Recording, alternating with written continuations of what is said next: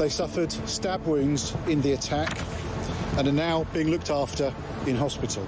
We need to make sure that when people carry out these activities, they feel the full force of the law. People think they can get away with this. The person who firebombed a few weeks ago is out on bail. That's not full force of the law. This crisis, it's a crisis for all of us. It's not enough to simply say we stand with Jewish communities. Of course we do, but we must show it and act it. And the responsibility lies with each and every one of us, because it is our fight too. Let's stop importing people from countries where anti-Semitism is the norm. And if our London Mayor, Sadiq Khan, in his infinite wisdom and belief in diversity, thinks that's the sort of diverse view that it's OK to have on the streets of London and the police don't get involved, don't be shocked, and don't you bloody dare claim to be shocked or upset or care about Jewish people being stabbed on the streets of our capital city in broad daylight. This is on you. You keep getting proven right every single time. Jews are not safe in this country. Well, absolutely. No one can be surprised or feeling shocked that this happened. No Jew certainly is. I mean, we had Zach Belansky last week saying this was just a perceived threat. Well, we can see this isn't any perception. This is real. This is happening on the streets. This isn't just an anti-Semitic terror attack. This is an attack on Britain, on the Western liberal democracy and values. The first politician that uses the word shocking, I might just go and throttle him, because this is anything but shocking. It's the most expected thing is almost overdue, if you ask me, because, I mean, I just left Israel last week. I thought it would be the last time we were woken up by explosions, but clearly not. The Jewish community is our community, and their safety is our safety.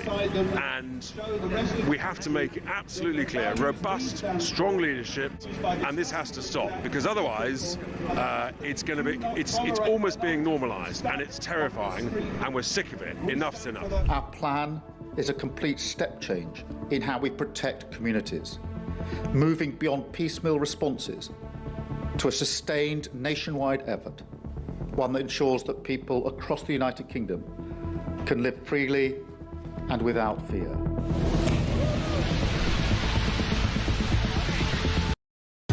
Across the UK, on DAB+, on your smart speaker, on your smart TV, and on your side. This is Talk.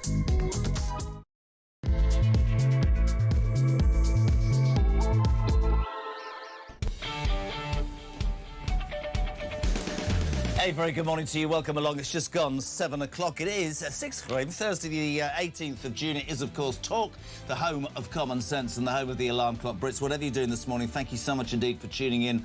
Your views on the day's news, always welcome. And as ever, 3 ways to contact us, whatever you think about, whatever you want to talk about. 0344 499 1000. Tommy takes your calls. You can do that. Voice note to Christian. No idea what we've got as a surprise today. Banana. First voice note of the morning. 0344 499 1000. Your text messages throughout the show, 87222. Before we talk about England, before we talk about the papers, let's just nail it. It is obviously the Makerfield by-election. Polls will open in Wigan, in Greater Manchester, in less than an hour's time. And any broadcaster, there are rules. It's called PERDA. It means that from 7 o'clock... for the rest of the day, we are not allowed to discuss local politics. We're not allowed to do that. And that's quite right, because the people of Makerfield have to be able to make their decisions in due course. There's fallout that could happen from that. We might touch upon that. But there's other stuff. But whatever you want to talk about, just remember, your show as ever, 0344 499 1000. Driving in this morning... I've never, ever seen people just walking along the road like that. Obviously, haven't even gone home from the fantastic night. England 4, Croatia 2. Harry Redknapp wrong. I was wrong. Although Harry Redknapp on the show yesterday was right. We can't defend very well. Harry Kane scoring twice. A vital World Cup win against Croatia, an old Croatian team. Somebody said to me this morning, we didn't look very good at the back, but we look great going forwards. And how nice to see an England team. You think, do you know how we're going to win? By scoring more goals than the opposition rather than just sitting around. So your thoughts on that would be great. Let's go straight to it. Some people think it's the dying embers of a premiership. I have no comment. Front page of the Daily Mail. Ed Miliband set to trigger cabinet coup. Whatever happens today, there are mutterings. Wes Streeting says there will be a leadership campaign that comes next week. We're braced for information that this could start with major resignations led by Ed Miliband, who we said yesterday on the show has ghosted Keir Starmer. I don't know what that means. However, I'm going to give you two stories that I know you alarm clock Brits will get your heads into. Unbelievable. Oxfordshire County Council, boo-hoo, have launched a legal battle to ban raising the Union flag in the street. The Liberal Democratic-led authority has applied for a High Court injunction to stop people placing the flags on or near public highways. I think this is a general ban they want to achieve, not just centred on the World Cup. I don't know what you think. I think it is an absolute disgrace. I hear all this stuff that's said about, you know, the right have claimed the British flag. Every home nations are proud of their flags. Countries across the world are proud of their flags. I think it is one of the most outrageous things in the world. It's on the front page of the Telegraph. England flags face ban by council. Outrageous. What do you make of that? Also, Zia Yusuf, this is an extraordinary claim this morning, which is backed up with fact. The BBC are right in the mire again, and understandably. We learn, I don't know if you've seen this online from Zia, that small boat migrants who appeared on an episode of Question Time, Zia Yusuf was on with the panel, Fiona Bruce was there, and she said, I think at some point, the policy is for you to deport illegal migrants. Went straight to the audience and said, these are human beings, and there were two men. They had been placed there by campaigners. The episode that was filmed in Dover last December featured those two asylum seekers who then confronted Yusuf. One was an Iranian who read out a prepared statement about the value of international law protecting refugees from his mobile phone. It's now revealed, this is astonishing, that they... Well, it's actually not. That's the truth. They were placed and coached by IMIX, a charity that seeks to build support for migration. The BBC said that IMIX was one of a number of organisations approached to find audience members that could give different perspective. Maybe we should also ask the question that there is seemingly definitive proof that the boss of that organisation was sat in the audience as well. This is in the news that overnight 550 jobs are being cut at the BBC to save 50 million. Maybe they should start with Question Times. It's absolutely outrageous, that, isn't it? That's a state broadcaster. So we can't do politics. We can for 55 minutes, but we can talk about the fact they want to take your flags away if you live in Oxfordshire. The Liberal Democrats. We haven't spoken about them for ages, have we?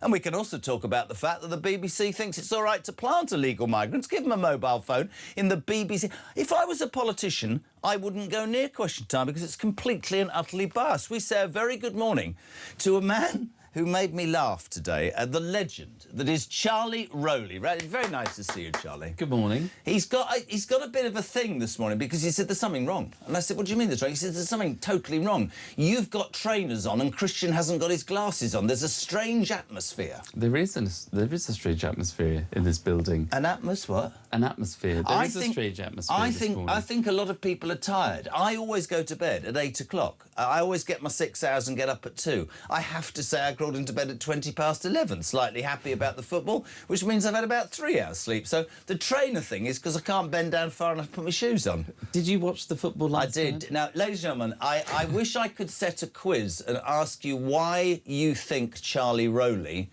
didn't get to see the football last night. But it's such a gem of a fact that we're just going to let you tell. Were you, A, asleep preparing for the show, B, doing something for yourself, you were working out, doing something, or were you doing something else? Well, see... This is brilliant. Maybe that's why I have a bit of a bee in my bonnet, because I wasn't able to watch the football. Did that upset you? It has upset me, but all for a good cause, I suppose, because he's a very good friend of mine who messaged me yonks ago and said, what are you doing on the 17th of June? And I said, well, not very... I didn't know. I didn't know what was happening on the 17th of June. Build up to where you went, because this is brilliant. And he said, we should go to this gig. He said, I've got 2 tickets, and I'm coming down to London. He was a very good friend of mine, lives in Hull, was coming to London. I've got 2 tickets to the O2 to go and see Barry Manilow. Oh, Mandy. Well, you came and you gave... I have to, and now publicly admit that on my music list on my phone, I have Barry's best hits. What are sequins and drama? And he's 80-something, man. He's 82. What was it like? What's the voice like? Still good? Well, you say still good. I mean, I'm not quite sure what it was before, but it was it was good for someone that's 82. Lots of sequins and sparkle. Lots of sequins, lots of sparkle. For someone at 82, to be able to parade across the O2 stage and hold a full audience. Was phenomenal. And in hindsight, going and seeing Big Bad Barry Manilow, oh no, that was Big Bad Barry White, not so bad Barry Manilow, was that more preferable than watching the football? Well, I thoroughly enjoyed it. Yes, good. And I don't regret it. No, and I would go again. Did you see the Croatia game? No, I was watching Barry Manilow at the O2 with my friend from home. But what was the best song last night? But luckily it was I write the songs. What's that I one? write the songs that make the whole world sing. That one. I can sing. Did you know I can sing? No, I didn't. No. Yeah, very good. Yeah. I still don't know. No. But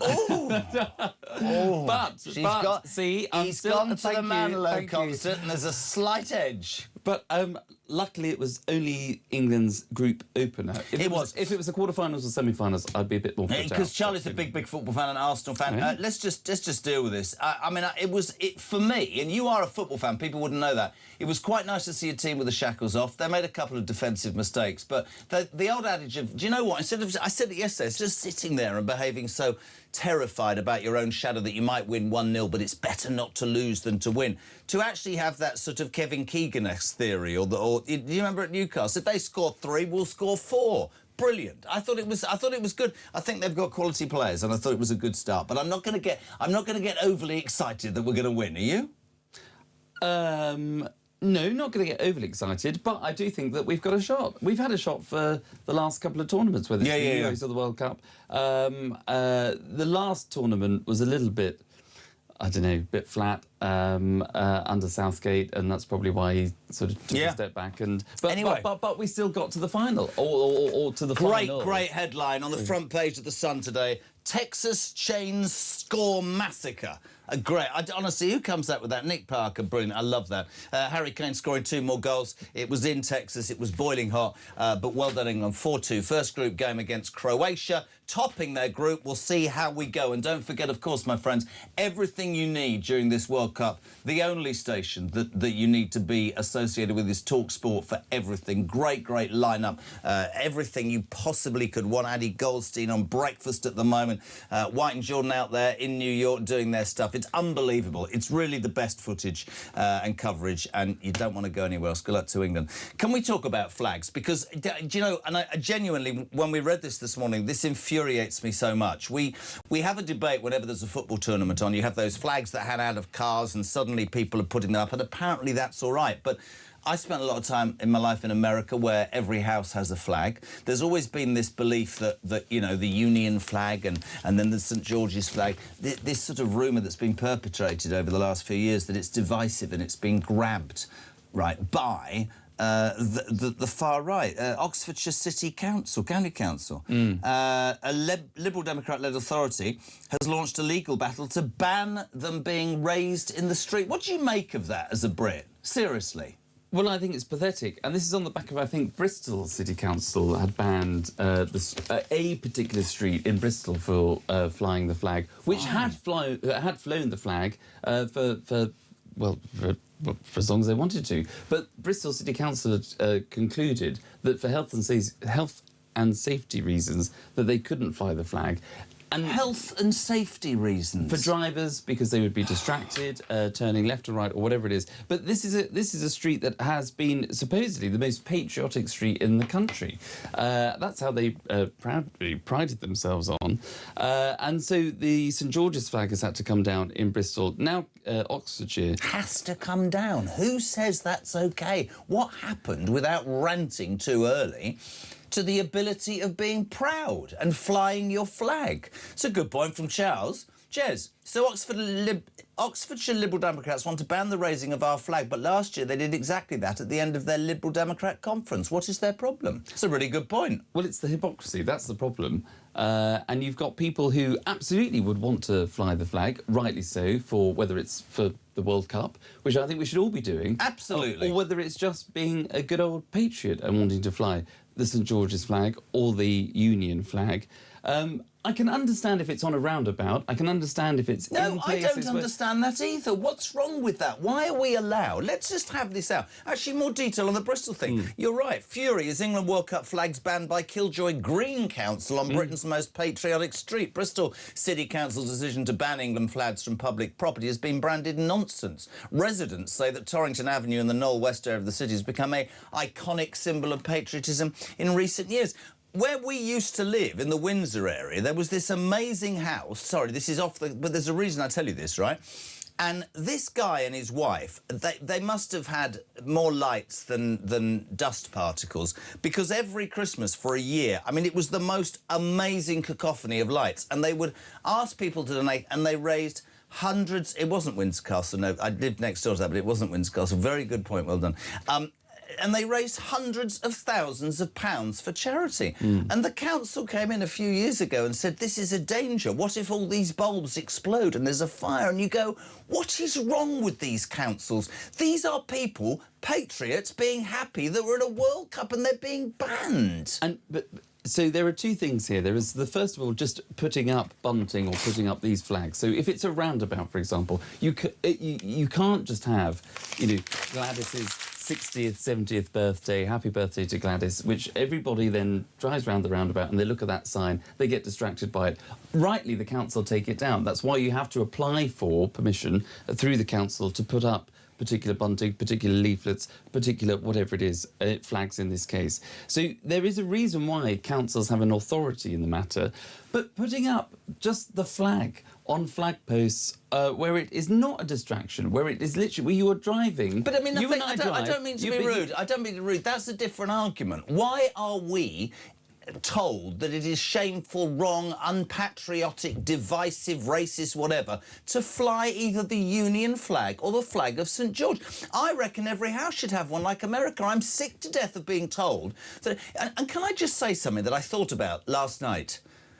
What we hear about, anybody who seems to have a view which I think is based on common sense, and a democracy is different views, is called far right. Can we finally accept on this programme there's far left in this country as well? Far left and far right. I don't support either of those, but I do support the right for people to say, I'm proud, I'm British, there's a World Cup on, I fancy flying my flag. I'm not a far right thug, I'm not a far left thug. I'm just proud to be British. Well, you've only got to look at Emily Thornberry, who, as it happens, I don't believe is far left, but someone that is a Labour politician that once said to a particular person that was flying the St George's flag outside of their house, that they were just some sort of white van driver, clearly far right. This is, you know, so disrespectful. I'll tell you what, it was so disrespectful. Lauren from Exeter nails it. Many much better people than these councillors have died for our flag. It's hugely disrespectful. I completely agree with that. Completely agree. Absolutely. And during the World Cup, we should be flying the flag. We should be celebrating England. It is England playing, and Scotland are in the World Cup. And, you know,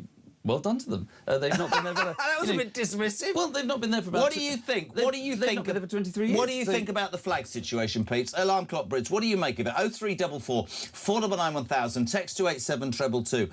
Have a council... I mean, Charlie, you're right, maybe about a roundabout, but you could say that with respect about adverts on roundabouts. You could say that about big billboards as you drive down the road. I think that needs to get lost in the argument, which is, we are British and we are proud of it. Here's the thing for you, 87222. Are you proud to be British right now? Are you proud to fly your flag? If you disagree with me, why do you think it's divisive to fly the British flag? I think it's a really, really interesting point. The World Cup on, Killjoy Green Council in Bristol, you can't fly the flags. Liberal Democrats in Oxfordshire, we're going to get an injunction to stop people. But this whole argument, Charlie, well, I mean, if you fly it on that tent pole and it fell in the road or fell on somebody or the thing, just stop being so killjoy. This is for you, love. Andy, good morning. Morning, Jeremy. It's Andy from Hull. Just a question for Charlie, really, since we can talk about anything. Because I'm from Hull, I'm curious. Did his mate ring him up and said, "Hello, Charlie, I've got some tickets for Barry Manilow. Do you want to go?" "Oh, no," because that's how we all talk, innit? "Have a good day." "Oh, no."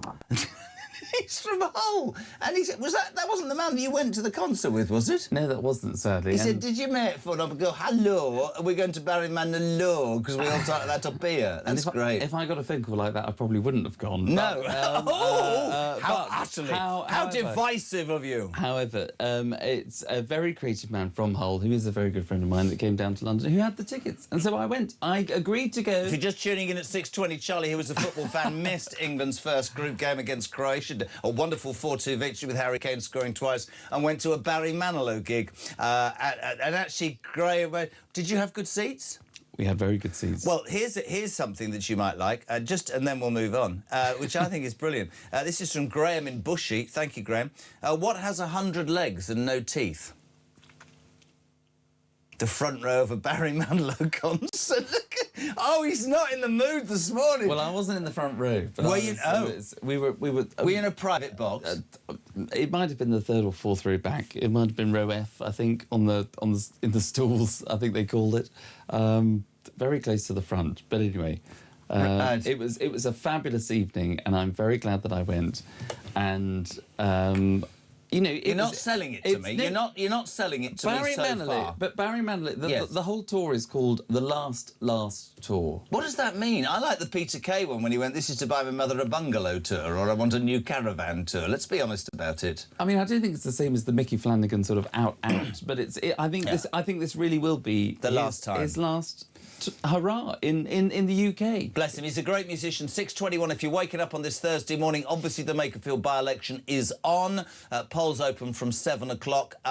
We are not able to talk from 7 in any great detail. Front page of the Mail, though, says that Miliband could be ready to set a cabinet coup next week, irrespective of what happens today. He will lead. He's been ghosting Starmer. I'm going to go. They're going to try and push Starmer out. As of yesterday, Beth Rigby on Sky interviewed Starmer, and he'd been offering Burnham a job, whatever happens, and said, you know, at the end of the day, I'm going to fight on. All of that to follow. 0344 499 1000. We're talking about how Oxfordshire City Council have banned the flag. Union flags are banned in the street, and Bristol Council. We think it's killjoyish. What do you think? And the BBC in trouble. This is an unbelievable story.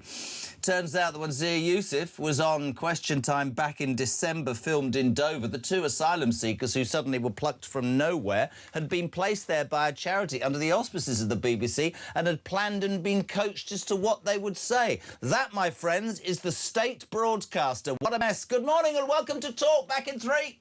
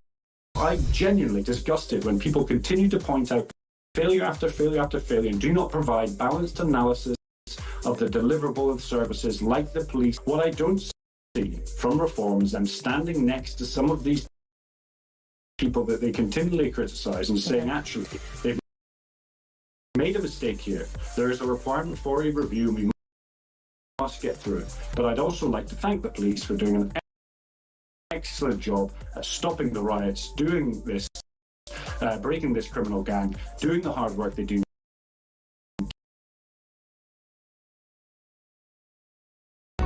Across the UK. On DAB+, on your smart speaker, on your smart TV. Welcome back, my friends. 6:25, Thursday, the 18th of June. This is Jeremy Kyle on Talk, the home of common sense, of course, and the home of the alarm clock break. Charlie Rowley, fresh from the Barry Manilow concert last night, is with us. Election day, Purda, we're doing anything you want. This is interesting. Listen to this. Jez, the most extraordinary thing happened to me yesterday. My 12-year-old son came to me and started talking to me about politics. I was quite shocked to learn he had quite a lot of the same opinions as ourselves. I asked him what made him think like that, and his response said, "Isn't it common sense, Dad?" I thought, Jesus, how can a 12-year-old seem to see and understand more than those apparently educated people in charge? And regarding the flags, I live on a council state proudly, and I've had an England and Union flag up for the last 2 years, and trust me, mate, no person is going to make me take them down. You're waking up to the story that Oxfordshire City Council launched a legal battle to ban the raising of Union Jack flags in the street. The Liberal Democrat-led authority have said it is divisive and wrong, a bit like the Green Council on Britain's Bristol. Killjoy councillors have banned the England World Cup flag, described as a nonsense decision by furious locals, because apparently this iconic symbol of patriotism has become a divisive force. Love to know what you think about this. 0344 499 1000. Sean from Bradwell. Do you remember Bradwell? No. Brilliant. I'm proud to be British. It's the left who get me so angry, says Sean. Good morning to Tim Holman. I have a Union flag badge on my jacket. Somebody accused me of displaying racist body language. Whatever the hell is that? Steve, if the flag was good enough for me to serve under, then it's good enough for me to stand under. Good man. Christina, I bet it will be OK to fly other flags. Just saying, says Christina. Gary, loads this morning. I didn't watch the football either. Clarkson's farm was more interesting. To be fair, here in Wales, you wouldn't even know there was a World Cup on. Gary and Aberhondudu. That's because you didn't qualify, Gary and Aberhondudu. Nathan's in Perth, not in Australia, that's in Scotland. Wow, morning, Jezza and Chaz. All right, Chaz? We went to Baza in the O2 back in May. Back in 2014, my partner voted no for the Scottish independence vote and we drove to London. What's that got to do with anything? Jeremy, when the guy asked the question on the BBC, it felt staged and coached, says Mark. Betty says, I went last night and loved it. Morning, Deris. Good morning, Jeremy and Charlie. This is Darius. I'm out in Botswana. I have to say I loathe football with every fibre of my being. It's all about the money. It's not about sport. It's just big business gone crazy. I hate it. But I have to say that given a choice between watching a football match and going to a Barry Manilow concert would be a really tough call. He's just long past it. Anyway, have a great day. Bye. Sorry, Keris, who's Welsh in Botswana, saying she doesn't like Barry. I'm going to stick up for Charlie Rowley. I mean, if you like Barry Manilow, you like Barry Manilow. That was still inconclusive whether she'd go to the football match or Barry Manilow. Don't use that phrase, it scares me. What, inconclusive? I don't want to get involved in inconclusive results. 0344 499 1000. So we've talked about flags. The other big news story of the day. Nationally, this has got real traction, and I'd love your take on this. Last December, there was a Question Time, the BBC sort of flagship political programme, Charlie, filmed in Dover. All parties were represented. Zia Youssef from Reform was their then policy chief. He was basically he wasn't attacked, but Fiona Bruce said, your party want to do this. This affects human beings, and we've got 2 illegal migrants, so it means you 2 poor people. And they sort of sat there. But it seemed a very strange scenario because one was an Iranian refugee who read out a prepared statement about the value of international law protecting refugees, which is a bit strange because he had it in his phone. It's now revealed they were placed and coached by IMIX. This is a charity that seeks to build support for migration. Apparently the BBC had approached a number of organisations, including IMIX, I think is what we've got. Its chief executive, some reports are saying, was in the audience, cajoling these people along. Sorry, what happened? I remember Jenry said this. What happened? Okay, to balance. This is what I fear in this country, and this is why I get angry. I don't care if you have the complete opposite view to me. That, to me, is what democracy and debate is about. But anybody who seems to deviate from this mad DEI woke ridiculousness, for want of a better phrase, is apparently a far-right thug or a misogynistic or whatever, and is cast aside. And that's not how the world should work, is it? You're absolutely right. This is the problem with the BBC. The idea of balance is completely skewed to what balance actually is. So you could say, for example, and I give this example just to try and articulate it as best as I can, you could be England playing last night as they were, which I didn't see. Why didn't you see it? It was a Barry Manilow concert. But you could lose 12-0. Yeah. You could be absolutely thrashed. But the idea of balance for the BBC would be to present it in a way that, OK, the goalkeeper conceded 12 goals, but he made an awful lot of saves. And despite the defence, you know, being completely obliterated by the attack of the opposition and conceding 12 goals, they made some good moves. They passed the ball well. But I don't think it's even that balanced, Charlie, the BBC. I think it is blatantly left-wing and blatantly biased. I think there is a I think there is a skew. I think you're absolutely right. But that is their view of trying to say they won't be able to report the facts, and that's what's missing. Yeah. What the facts are, if somebody loses 12-0, you get thrashed. But I want to say to Fiona Bruce, as much as you want to question a policy that says that we have immigration issues and you might have a problem, the fact that you've planted 2 illegal migrants in the audience is biased. But what about, why do I not see anybody questioning somebody from another party about the shameful neglect for our grooming gang victims, and we've still not had a national inquiry? Why won't the BBC have that debate with a Labour government official or a Tory that was in power, who are just as to blame, by the way? Why is it, and I'm not sticking up for any one party, but it's just so, to me, and that's our state broadcaster. Yep, and that's why so many people, A, probably won't pay their licence fee, and B... Not that we condone that at all. Absolutely. And that's why people are so fed up with the BBC, and they wanted to go to a subscription fee, like the subscription they get for any, whether it's Amazon... Are the BBC symptomatic of these institutions who have been utterly infiltrated with this mad I mean, I used to listen to presenters talk about wokeness, and I used to think, what does that mean? But there are so many examples now that... You know, it doesn't matter if you tick a box, if you say I'm anxious, if you do this, you do that, you're going to get treated better. That's wrong. You should be able to fly your flag, right? You should be able to have as much of a level playing field as everybody else. I totally acknowledge there were problems in the past, but we've gone to a point, Charlie, where flying my flag is divisive. Expecting my state broadcaster to give both sides of an argument is, oh, that's a bit weird. No, it's not weird. It's perfectly normal. I take away their charter. I think they're a disgrace, sorry. But you're absolutely right. Look, there's being in the reality of what we are now, which is 2026, where you might... Clearly there were problems in the past, in all kinds of ways. Absolutely. We've acknowledged that, and we should do. Absolutely. But there are people that fought that fight back in the 60s, 70s, 80s, whatever, even up until the 90s. But they hold that cause dear. They are campaigners, and they continue to campaign on those issues. Yes. Not recognising that actually now we're in 2026, it's a completely different way of living. Things have moved on. There's been a lot of progress thanks to their campaigning. Absolutely. But the reality is now sometimes it's gone completely the other way. But a lot. I mean, I'm not, you know, I'm quite big enough and old enough to admit when I...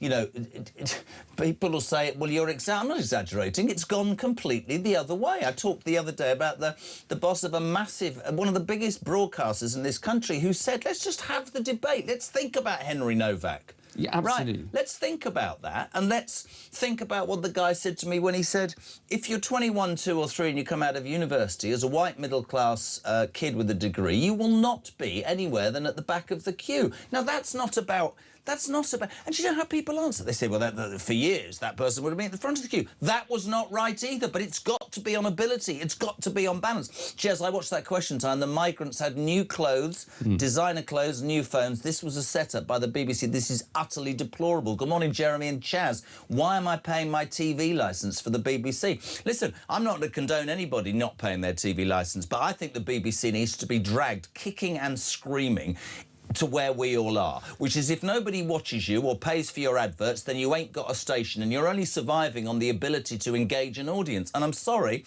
for me, and do you know what people say? When you criticise the BBC, it's almost like you're jealous. Jealous of what? There's no balance to the BBC. I grew up watching the BBC. Yeah, absolutely. And can I just... To me, it's embarrassing. I mean, I don't watch Question Time anymore. I don't watch Newsnight anymore, actually, which used to be a flagship programme of the BBC. But I do remember actually tuning into that specific programme on that Thursday, and I thought it was odd then when that particular individual was reading out this question, but he was reading it from a particular piece of paper. She said, so your policy would affect human beings, and I think we've got a couple of those human beings in the audience. Plants. And all of a sudden... Can you imagine if anybody else planted an audience member? Yep. And there was a rapture of applause for that particular way of view. And you thought, OK, something's not right here, because that wasn't balanced. The BBC should... There has to be balance. And the worst thing about it is, it doesn't matter what I say or what you say is again, a bit like those MPs the other day when Farage stood up, I think it was, and talked about two-tier policing.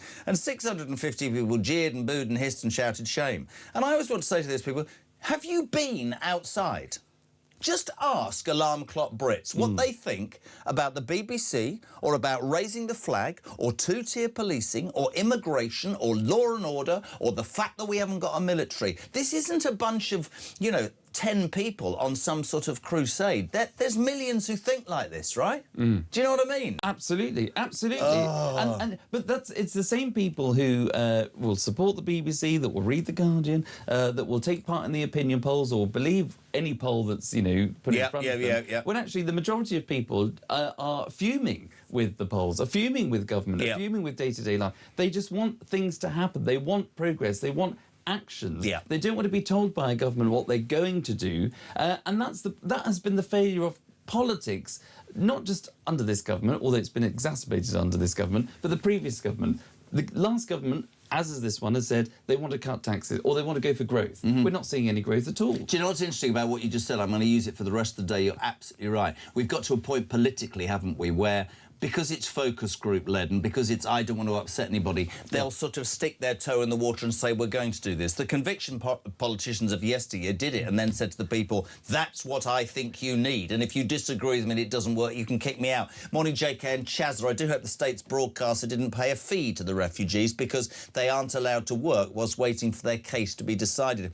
Who will they have on next week's? Burglars, sex offenders, muggers, for balance on a debate about crime. He's absolutely right, Cliff. Can the British military, says Dan the trucker, who's ex-military, can the British military still wear the Union Jack on their uniform, or is it now classed as a racist symbol? Absolutely spot on. Good morning, Jez and Chaz. It's not our flags that are divisive, it's our government and town councils. I will proudly fly our flag, and they can absolutely do one. Thank you, Barbara. Karen, good morning, Jez and Charlie. What about the Palestinian flags we have to put up with in London day in, day out, and every bloody weekend? Well, I've got our flag, so the council can do one. There's your point. If you're going to say the Union Jack, why are Palestinian flags? Why are all sorts of other flags allowed to be flagged? Because it makes us look good. No, the British people should be able to fly their own flag, right? Absolutely. And why has this ideology, where has it come from, that we have to be apologetic about our flag, our history, our past? That word, apologetic about everything. That's what we've become, apologetic about everything. And it's all our fault, even including Brexit. Even though we might have said during Brexit that we're not going to punish citizens in the EU, so we can let them come through our e-gate still, we can let them continue as normal, but British citizens are going to be punished and are punished going through the e-gates of EU states when they're going on holiday. Now, that's the decision of the EU. That's not Britain deciding we're going to leave the EU. That is a choice of two partners, two equal partners, one partner saying that they're going to do something differently to us. So it is the UK that has we've got control of our borders, our money, our laws. That's why people voted Brexit 10 years ago. And that's the point as well. People voted Brexit because they felt that they had been left behind. Yep. The government in Westminster wasn't looking after communities in the UK. And that's why the pollsters that we were just talking about a second ago got it so wrong, because all the people that thought, no, we're going to remain. It's very middle class. That's the right thing to do. They were completely found wanting because the majority of people, the overwhelming majority of people, were right. They thought, no, for far too long we've been taken for fools. We want change. We're not being listened to. And that's why places like Newcastle, like Sunderland, places in the northeast, the northwest, that were Labour through and through, that you would have thought were the most pro-EU parts of the country, voted to leave because they were sending a message to Westminster: you must listen to our communities because you've undermined us and forgotten about us for far too long. I completely agree, and I think that should be a lesson. I said it this week to all politicians of all parties, whatever your political persuasion. You want to not stop underestimating the British people because the silent majority have woken up. Tony, good morning. Good morning, Jeremy. Tony from North Somerset. Just a little update for Charlie, who you've just spoken to, about the street in Bristol. And the St George's Cross flags. It's still the most patriotic street in the UK because all the locals in the communities rallied together yesterday and defied the Green Council and absolutely plastered St George's Crosses up and down the name of the road. The name of the road, is Torrington Avenue in Bristol. You should send a camera down there because it's a fantastic, patriotic, beautiful way of showing a community come together to support their country in the World Cup.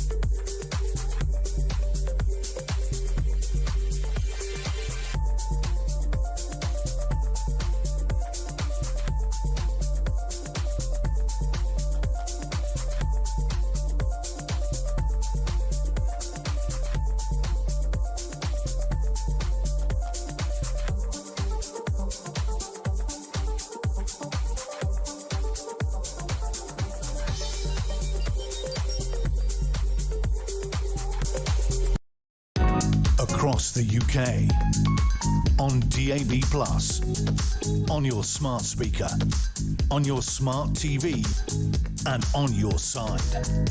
This is Talk. Welcome back. Alarm Clock Brits. It's Thursday morning, the 18th of June. This is JK on Breakfast. Charlie Rowley just scanning the papers and talking, and the two stories that really have got you going this morning. Oxfordshire City or County Council, Liberal Democrat, have launched a legal battle to ban raising the Union flag, as have the Green Council in Birmingham, in Bristol. Fury, Britain's most patriotic street. We can't have the flags. They're divisive. You might look at them when you're driving past and crash. What a load of old tosh. And the other great story, I have to say, is the BBC. They are under massive fire this morning. There was a discussion on small boat migrants in a December edition in Dover.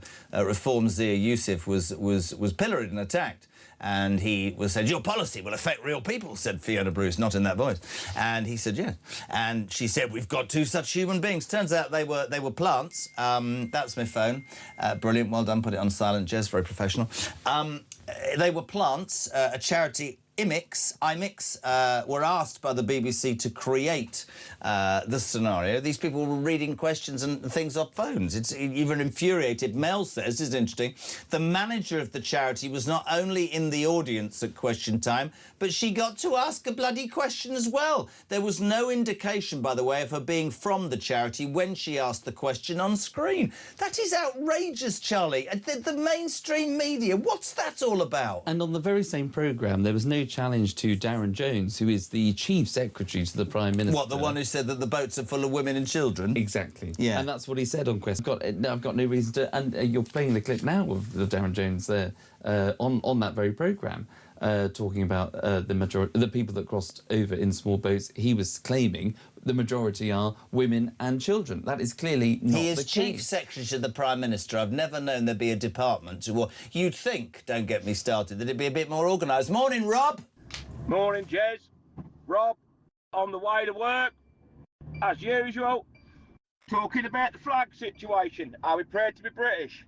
I'm so proud to be British. If you cut me in half, I'd be like a stick of rock, mate. I'd be red, white and blue all the way through. As for these councillors who don't like the flag and all these politicians who don't like the flag, well, why don't you go somewhere where there's a flag you do like? Or let me think, maybe the Palestinian one. Go and live over there. Do us all a favour. If you don't like our flag, pack your bags and get out. Rob, doing his usual bit of him. He's spot on, though, isn't he? Well, he is. He's had his Weetabix this morning, by the sounds of things. I reckon he has about 6 Weetabix. 6:45. Keep the calls coming. 0344 499 1000. Are you proud to be British right now? Not just because of the World Cup and the great start by England last night, beating Croatia 4-2 in their group stage match, which Charlie really didn't see because he was at a Barry Manilow concert, but, drawing breath, because we should be proud of our nation. I'm going to shoot to America in a tick, but just to say, if you go... I lived in America. They have flags in every single house. I don't understand how we've fallen for a rhetoric, an ideology that says, well, it's divisive. No, it's not divisive to me. It's my national flag, and I should be proud of it. Let's cross to LA. She barely has left the UK and has only just landed, but the host of Kinsey Schofield Unfiltered, naturally is called... Yes. What's her name? Oh, Kinsey Schofield. Good morning, Kinsey. How are you? Is that right? I'm good. I wore my Union Jack jackets, blazers, and handbags, and I had several people comment on my Instagram that I was lucky I was an American or I would have been arrested for racism. I was like, really? Is it getting that bad over there? Well, do you know what's really interesting? I saw, because Kins has been in England for a week or so, did the Order of the Garter and the Trooping of the Colour, an amazing time and such great coverage. And yes, she turns up at Windsor. It was amazing. She's got this Union Jack jacket and she's just said, Charlie, she would have been arrested if she was not an American. How ridiculous is that? Well, totally ridiculous. I mean... You should be able to wear... And thank God that she was wearing the Union Jack. Is that what she was wearing? Yes, it was. Can I just point out... Someone has just... Kinsey, can I just point out, I don't think he's totally at the races today, and the reason is he was at a Barry Manilow concert last night at the O2 till late. Are you a Bazza fan, Kins? I am a Barry Manilow fan. I think that he should take me next time. I would have extended my trip to be his +1 for that event. He had a +1, but have you ever been to a Barry Manilow concert? I can't say I have, not yet. He's calling it the last tour. Things aren't looking good, but he's still managing to do it, so good luck to him. I had to get you on this morning. Shocking news, Great Britain. Page 23 of the best newspaper, The Sun. Meghan, Harry and their children are coming back to the United Kingdom in a matter of weeks. Haven't you suffered enough? Well, yes, to be honest. So where's this come from? Why do we only find out now? And then / why am I supposed to care? Yeah. Well, I'm thinking that this has more to do because, of course, the storyline is Harry is desperate for the kids to spend time in the UK and to see his father, King Charles. But I think that there's more to do. This has more to do with Meghan having $5 million worth of inventory that she can't move. She's got what, 5 million? What's in her inventory? We're back to the jam again then. What can't she sell? We're talking about bookmarks, jams, candles. She's got $5 million worth of inventory that she needs to sell. And it's that royal proximity that they've always recognized they needed. Otherwise, she wouldn't insist we call her the Duchess of Sussex. I think it's more along lines of reminding the world that they have this proximity to the British royal family. If Harry truly wanted his children to see his father, he's had 6 years to bring them around. I mean, I have a hard time believing that this is about some sort of sweet family reconciliation. It's It's really interesting. There's the people close to them are saying it's for an Invictus Games event, and it's important that our children understand the culture from which they're sort of born from and related to. But I'm sorry, a lot of people think I'm unfair.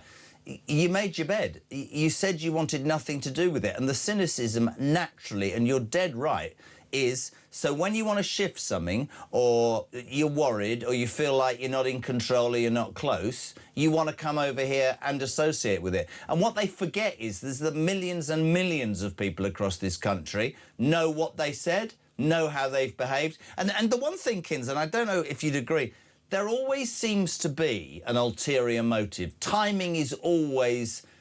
There's always something. You can never just take them at face value. We're coming back to see Grandpa, he's ill. Are you really? Mm-hmm. Well, I'm sure Thomas Markle would love to meet you.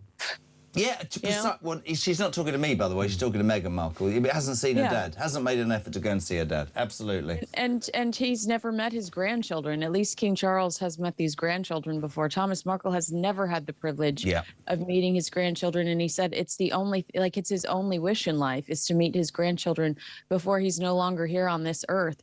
Yes, there's clearly an ulterior motive when there is only ever effort made to one side of their family when they're estranged from both sides of their families. Gary and Bushy has actually made a point that I actually had already thought of, because, as you know, I lived on the Long Walk. Just down from the Long Walk, past the farm, is a massive field before the road, the Old Windsor Road. And in a field there, on the, I think, third Sunday of every month in the summer, is a car boot sale. So if she wants, you can try and get hold of her. We could get a pitch from Meghan. You can see her taking one of the old Land Rovers. I put in the back up and say, come and get your jam from Meggie and a bit of a bookmark. I don't know why my voice is like that, because that's not how she sounds. But she could go to the winter car boot sale, to be fair, couldn't she?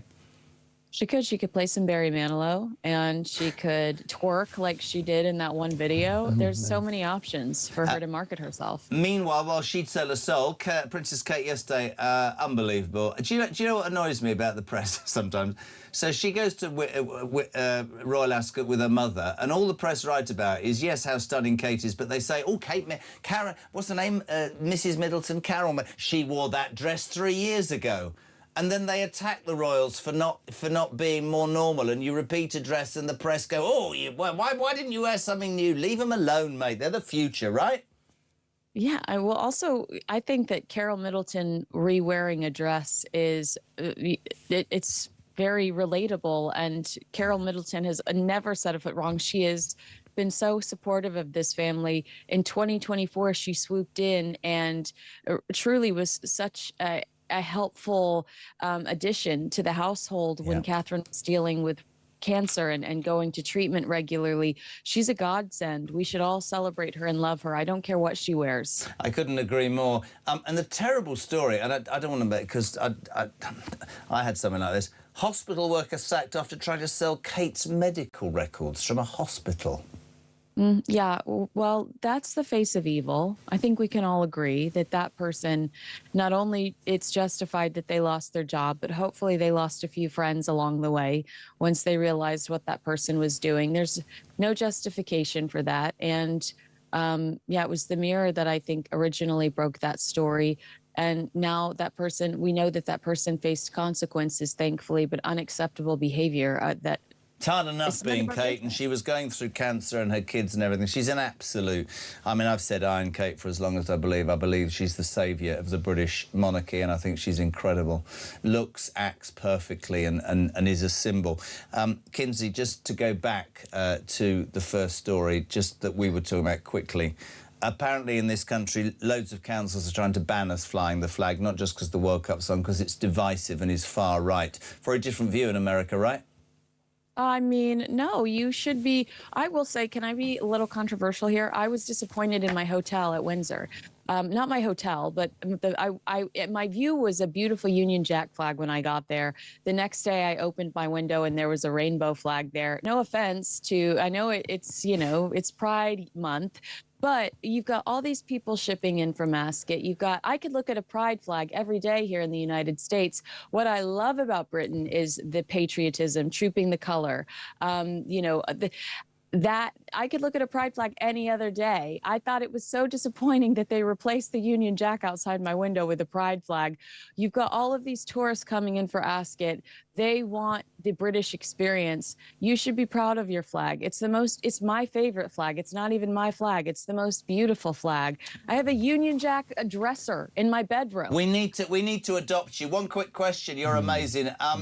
Are you going to head back to the United Kingdom when Meghan and Harry are here? I will see you in 2 weeks. I literally am not even going to unpack my suitcase. You're literally coming back in 2 weeks. Can I offer my services for your show? Because you never asked me. I would love to have you. There we go.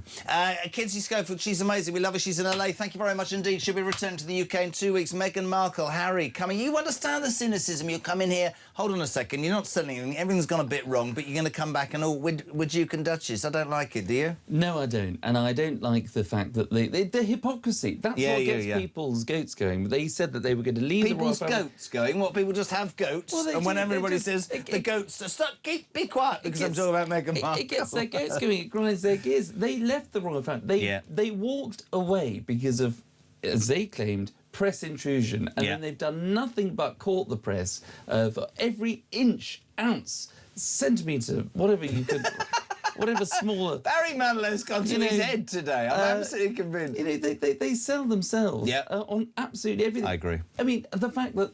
I mean, the book Spare was enough to drive people potty because of the But you know, I can put racism. about them the same analogy that I can put to politicians, which is the British people are really wise, right? Absolutely. The British people, they see through it. And I think, and I say every week, and I don't make an apology, I think the British people have woken up. And I think whether it's political, royal, anything. I think that a lot of people, because of how hard it is at the moment, are going, right, hold on a minute, I don't think that's fair, I don't think that's justifiable, and I'm entitled to my opinion. And politicians who forget that, royal family members who forget that, are in for a torrid time. Absolutely. And I think what the trouble with politics at the minute is, and politicians, is they succumb to the people that shout the loudest. And that just happens to be a minority campaign group time and time again. The people that want more immigration, people that feel as though, I mean, Kinsey talked about the pride flag. I mean, I can talk no end about the pride flag because, well, what pride flag are we talking about? There's so many variations of it, which means corporates and everyone else can't get behind it because you've got some sort of flag here that now has some sort of... I have no problem with what people believe in. I hate the people that hijack it. We have to move on. Exactly. We love you coming in. Thank you. I know that after all that booze consumed at the tea consumed at the Barry Manilow concert, it was an early start, but we thank you. It was strawberry and cream. It was strawberry and creams at the Barry Manilow. I mean, he's 82 for goodness sake.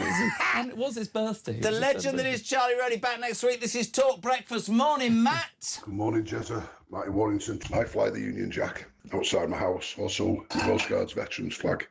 And if any union official, any council official knocked on my door and told me to take it down, I would then tell them to go forth and multiply in no certain terms.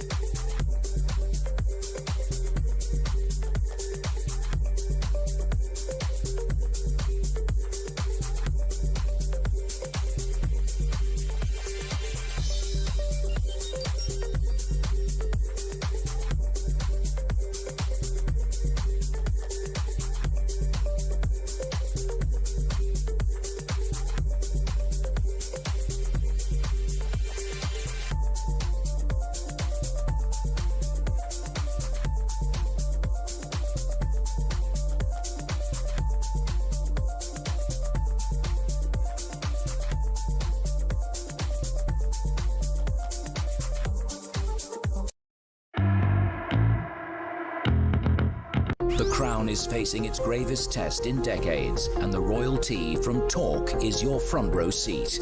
With royal reputations under pressure and probing questions about public trust, we unpack every twist and revelation with the biggest names in the business. From the throne room at Buckingham Palace to a mansion in Montecito, we follow every royal ripple. Never miss a moment of The Crown in Crisis. Subscribe to The Royal Tea from Talk on the app or wherever you get your podcasts.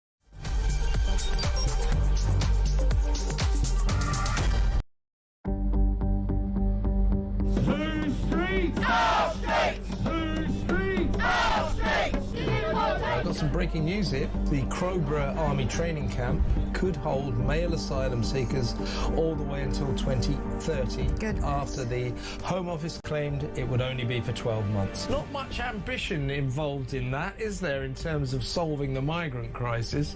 Absolutely, and the way that the Labour government gaslit the public when the migrants were first moved in there, saying, you know, you guys are absolutely being mad. Crowborough is a quiet, leafy town in East Sussex.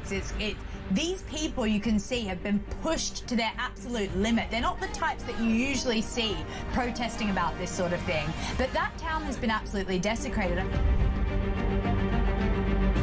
You're ruining the country. Get Keir Starmer out. Look, England flag. You're useless. Labour Party's useless. I love our country. And one of the things about our country is good manners. Not very British. What Labour advisor thought she wasn't going to be heckled at a petrol station in Leeds? Do these politicians actually ever get out and understand what it's like for real working class people? I thought it was British to exercise a right to free speech. That's what Keith Stalin told Trump. That's what White Van Man was exercising yesterday to Richard III. Oh yes, I remember. We're not really allowed our right to free speech in case we criticise the government. You can't blame people so many decades away from you for the chaos that has been caused by Labour. This is cheap politics, isn't it, Syrian? Well, it's stupid politics. I mean, who raised national insurance on part-time workers? Labour. Who's been the stupid people that have wandered down the road and increased taxes on businesses and on individuals? Labour. A lot of people get very frustrated, especially when the government says, oh, free school meals, you know, for every kid, not just the kids who really need them, free bus passes, free this, free that. None of it's free. It's subsidised and paid for by the taxpayer. And we're in this constant situation where the government's answer to everything is tax us a bit more, take more of our money, and then give some more of it away generously. It's our sodding money they're giving away. Yeah, exactly. And it's either someone else's money today, another taxpayer, or even worse, it's the money from our future selves. And we keep making this mistake. Across the UK, on DAB+, on your smart speaker, on your smart TV, and on your side. This is Talk.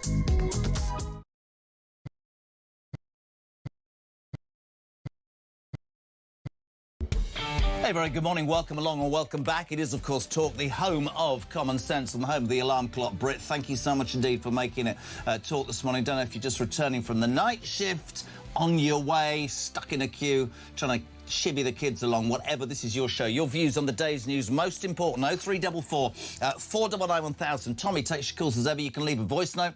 Always delighted to get them. Same number for that, 0344 499 1000. Text to 87222. Start your message with the word Talk. Well done to England. Great victory last night, 4-2. You can see all the pictures and all the newspapers. The Sun, fantastic headline. Whenever I'm going to do this, I haven't turned it over. Texas Cane Score Massacre.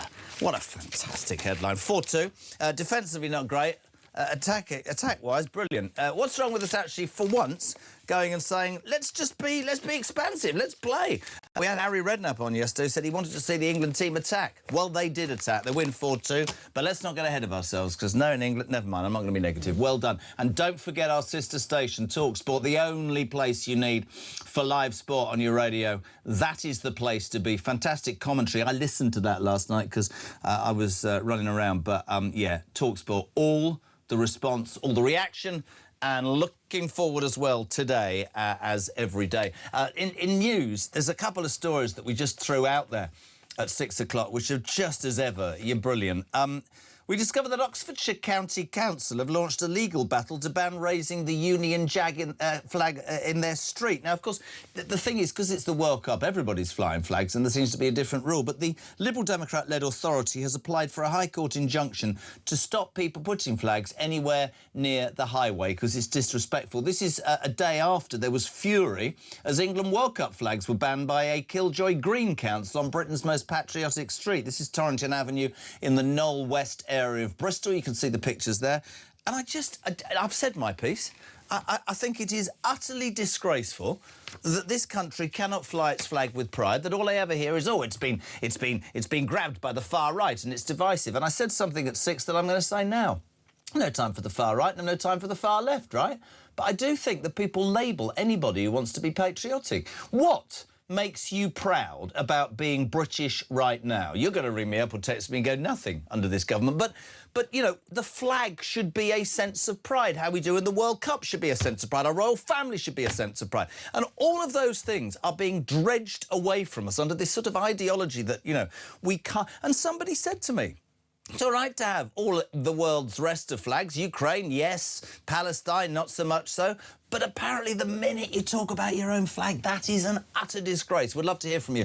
What do you make of that this morning, my friends? 0344 499 1000. The other story is the BBC in trouble again. There was an episode of Question Time filmed in Dover in December in which Reform Zia Youssef was questioned about his party's then policy of detaining and deporting, and Fiona Bruce said there are two migrants, human beings, in the audience, and these two men.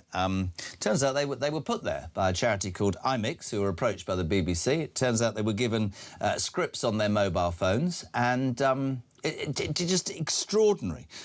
Coached. The charity boss was there. She was allowed to ask a question. It didn't say that she was the charity boss. It does actually beg so many questions about the BBC. And a lot of people go, oh, you're anti... I'm not anti the BBC. I want my state broadcaster to be representative of the state broadcasting, but it isn't. It's left-wing and it's biased and it's not right and it needs calling out. Your thoughts on that as well, my friends, please. 0344 499 1000. Let's say a very good morning. I say it time and time again. He should have been our Prime Minister, in my humble, former Conservative Party leader, Sir Ian Duncan-Smith. Ian, good morning. Good morning. Morning. Did you partake of the England game last night, my friend? The usual story. My spirits went up. They went down. I cursed. I stood up and cheered, all in about 10 minutes, I have to say, of the England game. England has never been an easy watch. No. But in a way, last night, I thought Thomas Tuchel brought the best out of them in the second half, where he said, listen, if we're going to go down or lose, let's lose playing the game that we believe in, not by being scared. And that, God, I've never seen a change to an England team like that in the second half. I think they made the whole country proud when they just went full for it. And in the result, could have scored 9 goals. I mean, you know, they were unlucky and not... I so agree with you, because I said to Harry Redknapp yesterday, and that there was a time, you're a rugby man, as I am, right? And there was a time before Clive Woodward won the World Cup with England where we knew we had all these talented players, but they were too scared to lose, so they never played expansive rugby. And Harry said that yesterday. He wants to see the golden generation of Gerrard and Lampard and Scholes. They never played expansive football because there was fear. Last night, not in the first half, but that's the first 45 minutes, I thought they were fantastic. And I hope... No, I'm not even going to go there. Honestly, when you said your spirits raised, is that what you drank during it to get through it? Or? No comment on that one, but I have to tell you that I was celebrating... Scotch whiskies now a new departure to India under a lesser tariff that was started by the previous Conservative government. So anything I was drinking was to celebrate that during the course of the game, of course. Good man, what an answer. Ian, I want to talk to you about two stories that have literally come up this morning, and they have, as ever, to our audience, garnered huge response. There's a story overnight that Oxfordshire County Council have launched a legal battle to ban the... Ian Duncan-Smith shaking his head to ban the raising of Union flags. Bristol City's Green Council banning the St George's flag. I am personally fed up to the back teeth of being told by anybody that if I fly my flag, I'm far right or I'm a thug. I think it is disgraceful and wrong. I don't know how you change it, but it's just fundamentally not right, is it? Well, interestingly, I wonder what they're going to do about the Church of England. Because, of course, they attack anybody that flies the Cross of St George as being on the far right. I wonder if they're going to now say to the Church of England, who fly the Cross of St George because it is the English flag, and they are the Church of England, they fly that at the top of all their churches and in all their other areas that they do business in. And the reality is, it is neither a sign of the far right or anything else. It is the traditional, original flag that represented England. The Union flag is, in fact, the Great British flag, so it includes Scotland and Wales in it as well.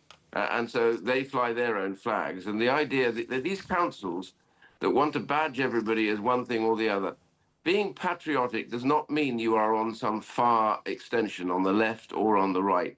Being patriotic is a fundamental, strong belief and a passion for your country, which has nurtured you and your family and defended others around the world.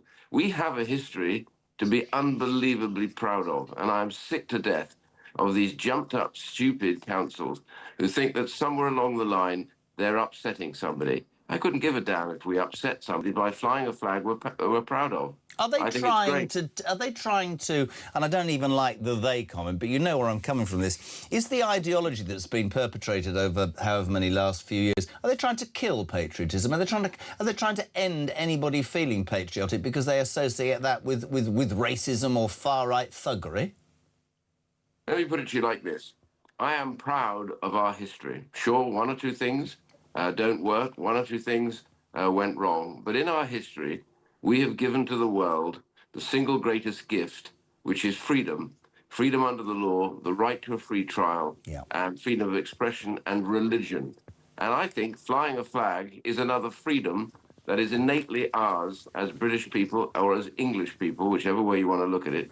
But the reality is these countries are quite remarkable. Their history in fighting for others, in standing... We are the only country to go to war on behalf of somebody else in the Second World War. We were not attacked. We tried to defend Poland. We defended France. We defended other countries because we believed in their freedom. No other country in the Second World War on the Allies side went to war without being attacked first. America didn't come into the war till they were attacked. But this goddamn fantastic country went to war to protect others. Now, I am sick to death of people who say there's something evil about our flag. The evil is in the heads of those who say it. The goodness is in those who want to fly the flag because they're proud of their country. More power to them. Honestly, I could not agree more. I want to talk to you also, there's a couple of other things. The BBC, this came out last night from Zia Yusuf, and this, again, is completely outrageous. We know it's supposed to be our state broadcast. This centres on a Dover episode last December of Question Time. Fiona Bruce, Zia Yusuf was on the panel, as was Darren Reynolds. There he is, the man... the Secretary of State, Darren Jones, sorry, Secretary of State to the Prime Minister, he said that all migrants, 90% of them coming over in boats, were women and children. But two asylum seekers were picked out of the audience to have their say. Both seemed quite coherent. One was an Iranian, read out a prepared statement about the value of international law protecting refugees, which he read off his phone. Turns out now that the BBC are... I think it was unbalanced, really, completely, to do what they did. They didn't need to do it because the debate about migration... If the audience is representative of the UK, which it's meant to be, by the way, they're meant to do it by polling, by voting, representative in all manners of ways. And the reality is, therefore, you're going to get a debate anyway. if you get more than 3 people from this country together, there's going to be an argument, a debate, or whatever. But the reality is to try and stiff the audience by sticking things and people in to do this so they can get a debate about migration. They don't need to have those people in the audience. What they, the British people, the people who pay their taxes, they are due a debate about this. They can express their views about migration because they live here and they pay their taxes. And they're responsible, therefore, every time something goes wrong on migration. They're the ones, the British people are the ones, not the government, that picks up the bill and has to put up with too many people going into hotels in their area, worried about what happens to their families. This is what the debate should be about, not about trying to put somebody in the audience, to try and tilt the debate so that it has to go at 1 or 2 members, no matter who they are in the audience. That is quite wrong. I have to say I haven't done that show for a long time because I got rather fed up with the format of it. I think it's a pretty old format now. I'm sorry if the BBC doesn't agree with me, but do they still invite you? Do they still invite you? Yeah, they have done. I just don't really think it's really that relevant to most British people now, that show. But anyway, do you know? It's a side point. Before I ask you about welfare, it's a side point maybe, but I say this about politicians. I say this about institutions like the BBC. Do you think people have forgotten the importance of the public? Because one of the things that I'm really strong on is I think the British public, Ian, have woken up politically, morally. I think you can look at, as I said before the break, I think you can look at the cost of living and the unfairness that they feel because of all the sorts of things that are happening. But politicians and people that run the BBC and organisations like this really need to understand the British people, the silent majority, are awake and have an opinion. And I don't care if somebody has the opposite opinion to me. That's what a democracy is all about. But people will not accept being laughed at when millions have strong feelings, for example, about immigration. I'll bring you on to the other subject, which is you, of course, were your last job in government in charge of welfare and made massive changes.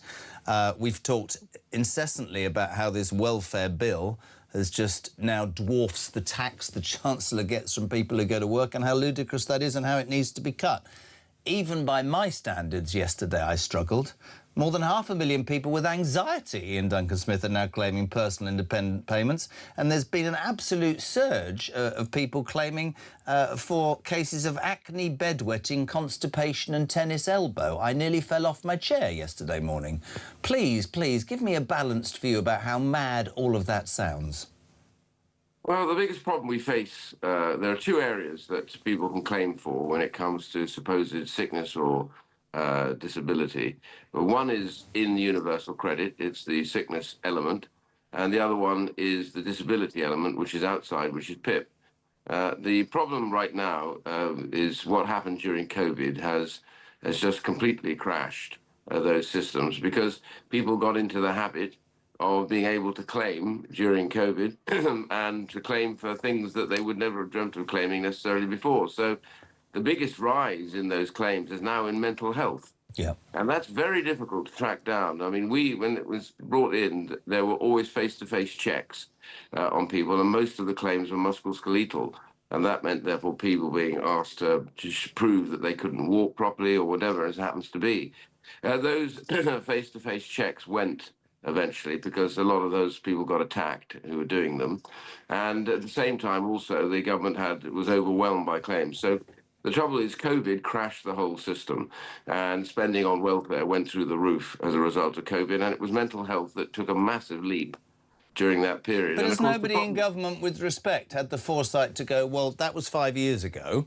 We have a system that is creaking at the very foundations of what it's supposed to be about because people are now getting 6 months or a year on the sick simply by filling out a computer form or ticking a box. It's ludicrous, man. Ludicrous. Yeah, it is. And the problem with COVID was there's an old rule in these things, once you let spending get out of control, then it's very difficult to put the genie, as it were, back in the bottle. Yeah. Because people then, and the internet is full of people explaining to others how you can make certain claims, and that becomes even more difficult to bring it back under control. But the reality is, we should have brought in face-to-face checks much quicker in all of these areas. But the second thing, which is really important, the rise of mental health is mostly dominated by depression and anxiety claims.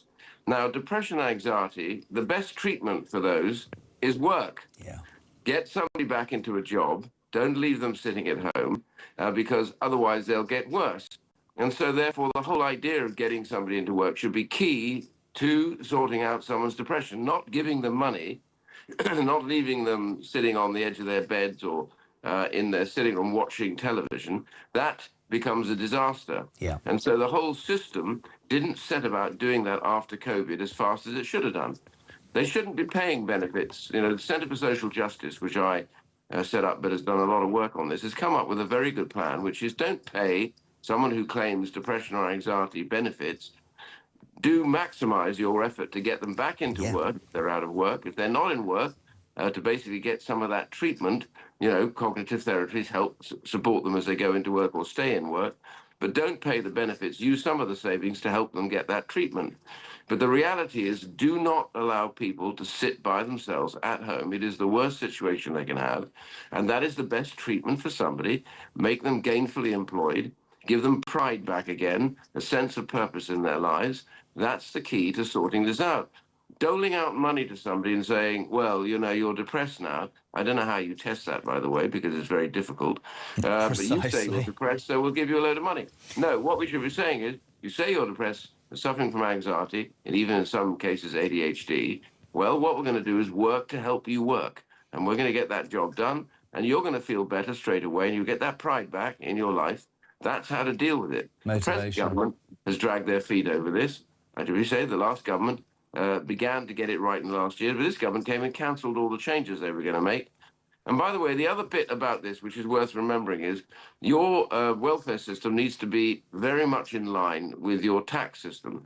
Here is the Chancellor, who has now placed major tax increases on part-time work and on work in general, which means somebody now, a young person, which is why I have so many people unemployed who are young, is because they can't get that first job. They can't get part-time work because many businesses are not providing it anymore because the Chancellor whacked up the taxes on employing them and chucked up the minimum wage to such a degree early on that those businesses say, I can't afford to employ people anymore, and that's why they're sitting on unemployment. And that's depressing to sit unemployed. So dealing with it is to get those taxes down, get the businesses making jobs for people and getting people back into work. It's a very simple formula, but it isn't being done properly. So wise and so true in everything you say. Really appreciate it. So do you know when the next England game is? You seem quite switched on. I don't know when the next England game is, do you? I think it's next Tuesday, isn't it? I think it's next week. Duncan Smith will be at the old whiskey next Tuesday again. I'd quite like to watch it with you. Ian, thank you so much indeed, my friend. Really good to have you on. Former Conservative Party leader, and many people will say quite simply should have been the Prime Minister of this country. Fantastic to have him on. 0344 499 1000. You're waking up to Talk Breakfast, the home of common sense and the home of the alarm clock Brit, where your views on the day's news are always welcome, my friends. 0344 499 1000. We're talking flags. A couple of councils won't allow you to fly a flag. Oxfordshire, which is Liberal Democrat, and Bristol, which is Green. It's divisive. It's far right. It's wrong. Shawnee, good morning. Morning, Jezza. Sean of Cheshire. Just like to say on reference to flags. How come the flag is so divisive? And yes, it seems to be the biggest magnetic pull of them all for all these illegals coming to our country and the non-illegals as well. It can't be that divisive, can it?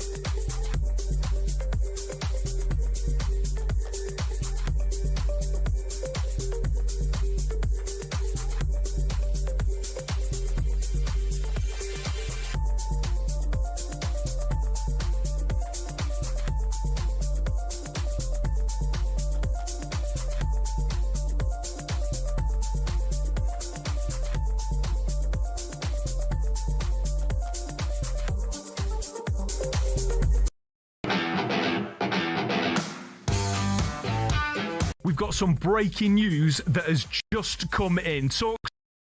Sport have announced a brand new partnership in a developing story. We hear they've created So Good Lager right in time for football's big summer. Just in, we're hearing that So Good Lager will be pouring pints across all O'Neill's pubs and some of the best sports pubs across the UK. With the big kickoff just around the corner, you can find out where to get your hands on a fresh pint of So Good Lager at talksport.com/lager.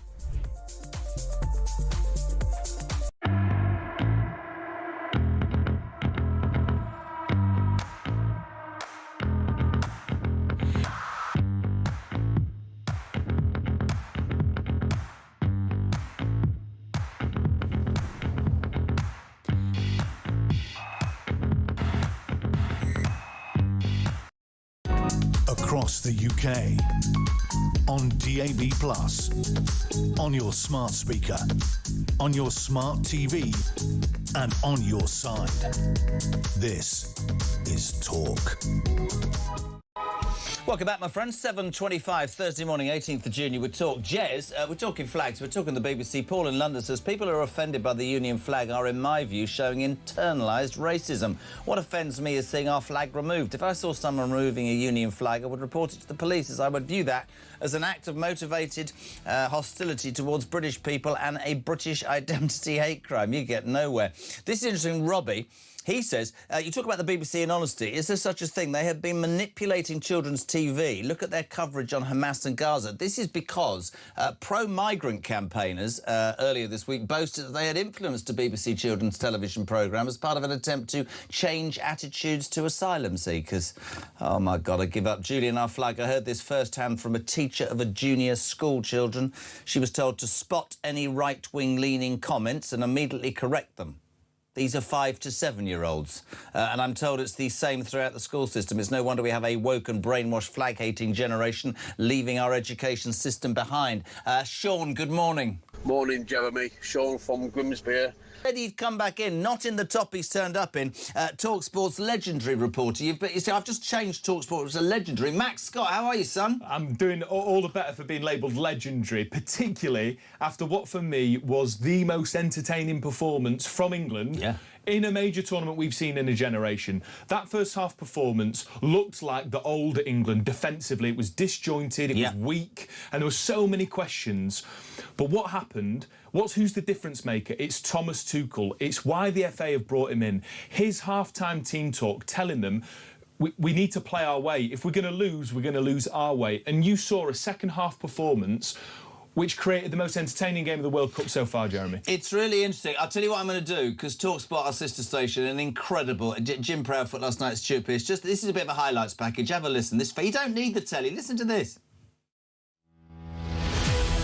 A nation hopes that this time is our time. Hopefully everyone fastened their seatbelts because it was quite a ride. Decision, retake. Who are we to argue with the officials? At the second time of asking. Slightly longer run up this time. Little stutter once more. The same way. England lead by a golden L.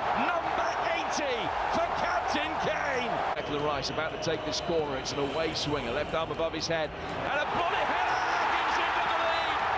He's done it again. Harry Kane. How valuable is he going to be to England? Headed down by Perisic. Moves out to top.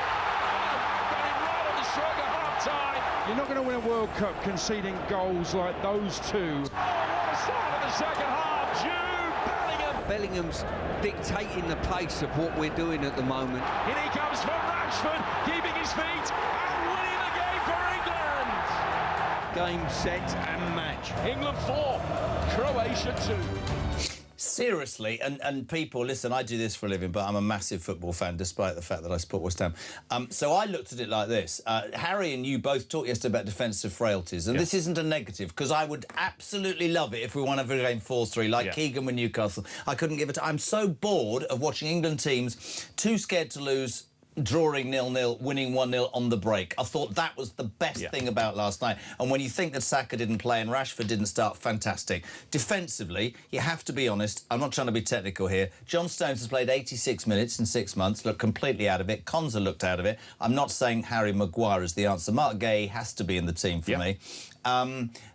But also you could argue first 45 minutes, all the training, big moment, and they improve. But they have to do something at the back. But how nice to have a manager who says, well, if we concede 3, we'll bloody well score 4. That's it. 100%. I think there'll be a couple of changes. I think you'll see Noni Madueke replaced for Bukayo Saka. And I would like to think that Mark Gahey, who did come on in the game and look really assured when Croatia were pushing replaces for an equaliser.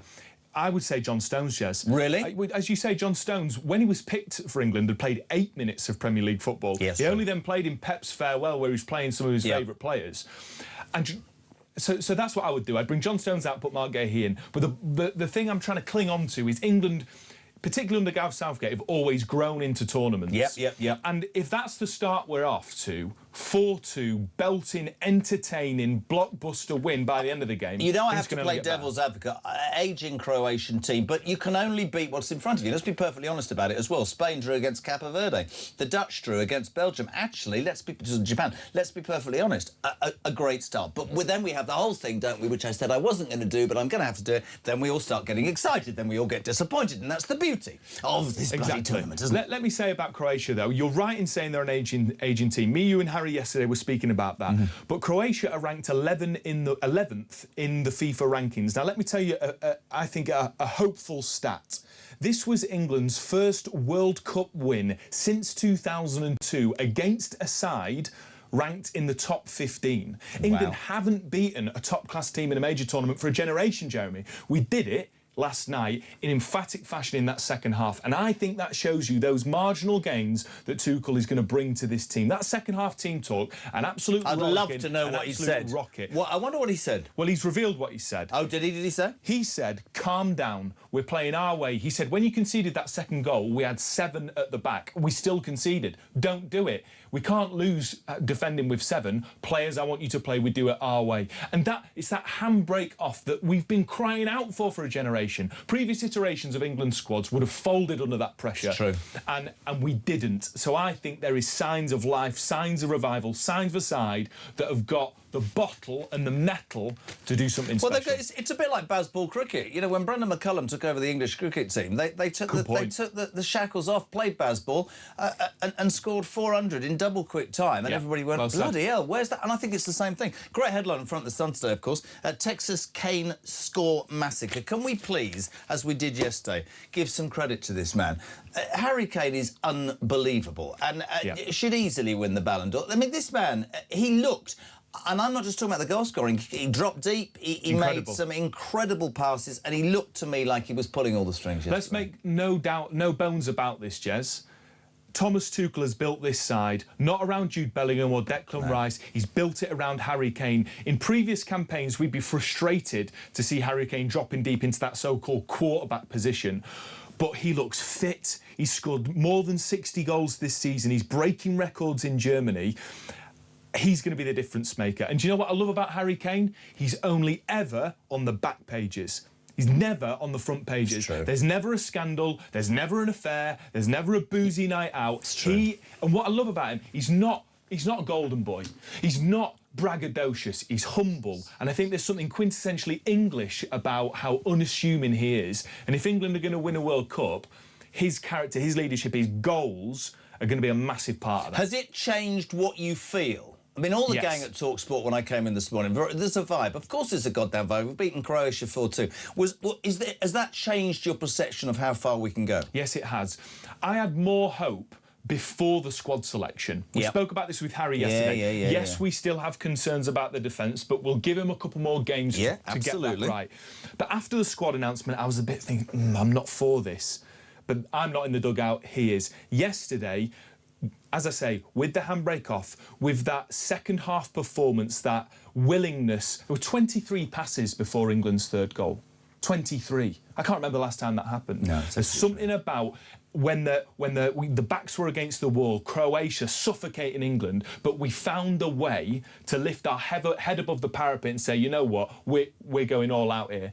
And so that I think absolutely I've got some hope. I hope you can feel it in the tone of my voice that I think there's something special can happen with this team and with Tom Tuchel. Wow, one game in, Max Scott will have you. Is it next Tuesday, the game, by the way? Next Tuesday. What time? It's a 10 o'clock kickoff next Tuesday, 10 o'clock kickoff next Saturday. I can't wait for that weekend game, Jeremy, because I had only a few hours sleep. I stayed at home. I didn't go to the pub. I'm waiting for that Saturday game, final group game against Panama. I go to bed when I do this every night at 9 o'clock, so I get my 6 hours sleep or my 5 hours sleep. I didn't go to bed till 11:20, so much coffee has been had. Max, you're a legend. TalkSport, don't forget, our sister station, absolutely to the rafters with every bit of coverage of this World Cup today, throughout the day, live and here in London. They'll dissect it, they'll look forward, but a great start by England and everything you need on our sister station's TalkSport. What is it, 25 to 8? We're coming back to Peter Blexley next on Breakfast.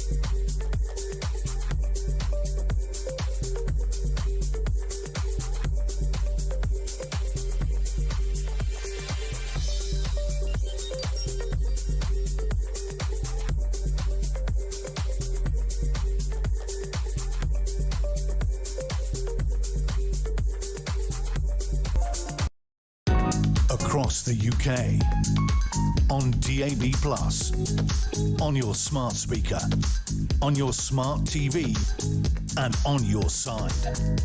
This is Talk. Welcome back, my friends. 24 minutes to 8 o'clock. You would talk, of course, the home of common sense, the home of the alarm clock. Brittany, views on the day's news, very, very welcome. 0344 499 1000. We're talking flags. Can't believe it. 2 councils, Oxfordshire and I think the Killjoy Greens in Bristol, banning the Union flag, banning the St George's flag. BBC under pressure as well today, and quite rightly. That Question Time episode, if you're waking up, from December, filmed in Dover. Turns out that Zia Youssef from Reform was attacked by 2 men, illegal migrants.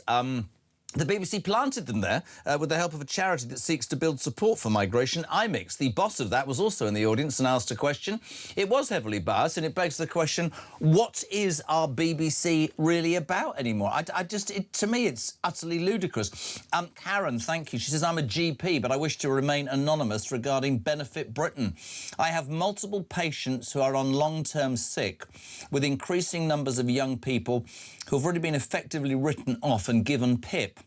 The main reason is social anxiety and depression. By attempting to be kind and highlighting mental health, we've created a nation of victims who want a label but don't want to take any clear action to improve it, and a society that allows them to indulge it. As GPs, we are essentially powerless to do anything about it. How bad's that to hear? But your honesty is fantastic. Johnny says, Jez, the only people that are causing division are those complaining about the flags. Can they not see the hypocrisy? Natasha, Wiltshire County Council, also don't seem to like the England flag in public places, so I've just ordered a shed load of England bunting and they can damn well do one. Jez, morning.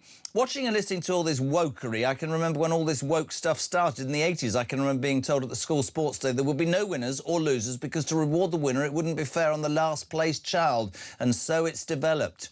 And Paul's in Spain and he won't come back. I remember that. I've said it before. The old headmaster saying, come on both teams. My son, he was only, when he left school last year, so I'm talking 3 or 4 years ago, the cricket team, genuinely true. The A's, the first team, right?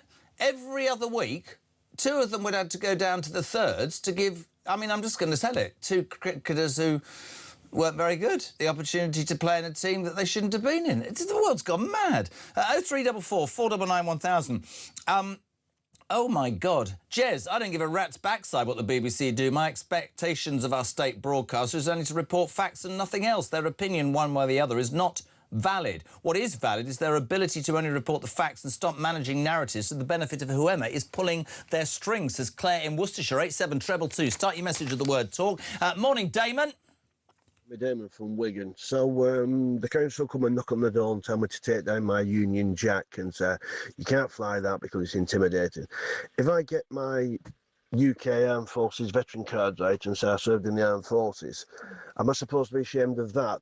Because that was the flag that I served in the Armed Forces. So am I supposed to be ashamed of all my history as well? Absolutely outrageous. Let's say a very good morning to a true patriot, former Met Police Detective Peter Blexley. Pete, good morning. Good morning. I want to talk to you specifically about a police story in a sec, but let's talk flags, Pete, because this has come up because two councils, Oxfordshire County Council, launched a legal battle to ban the Union Jack, and also I think the Green Council in Bristol have banned Britain. It's called England's most patriotic street. It's called Torrington Avenue. They've all been told they'll be prosecuted unless they take them down. How have we allowed the divisiveness issue where people say, if you fly our flag, you're far right? It's totally and utterly abhorrent, isn't it? Language is important. Words count for something. So I've been very measured in what I'm about to say.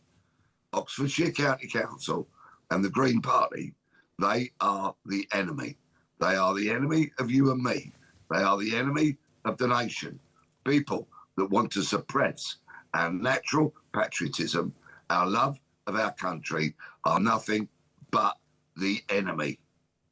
In terms of, just strip it down a minute for me, right?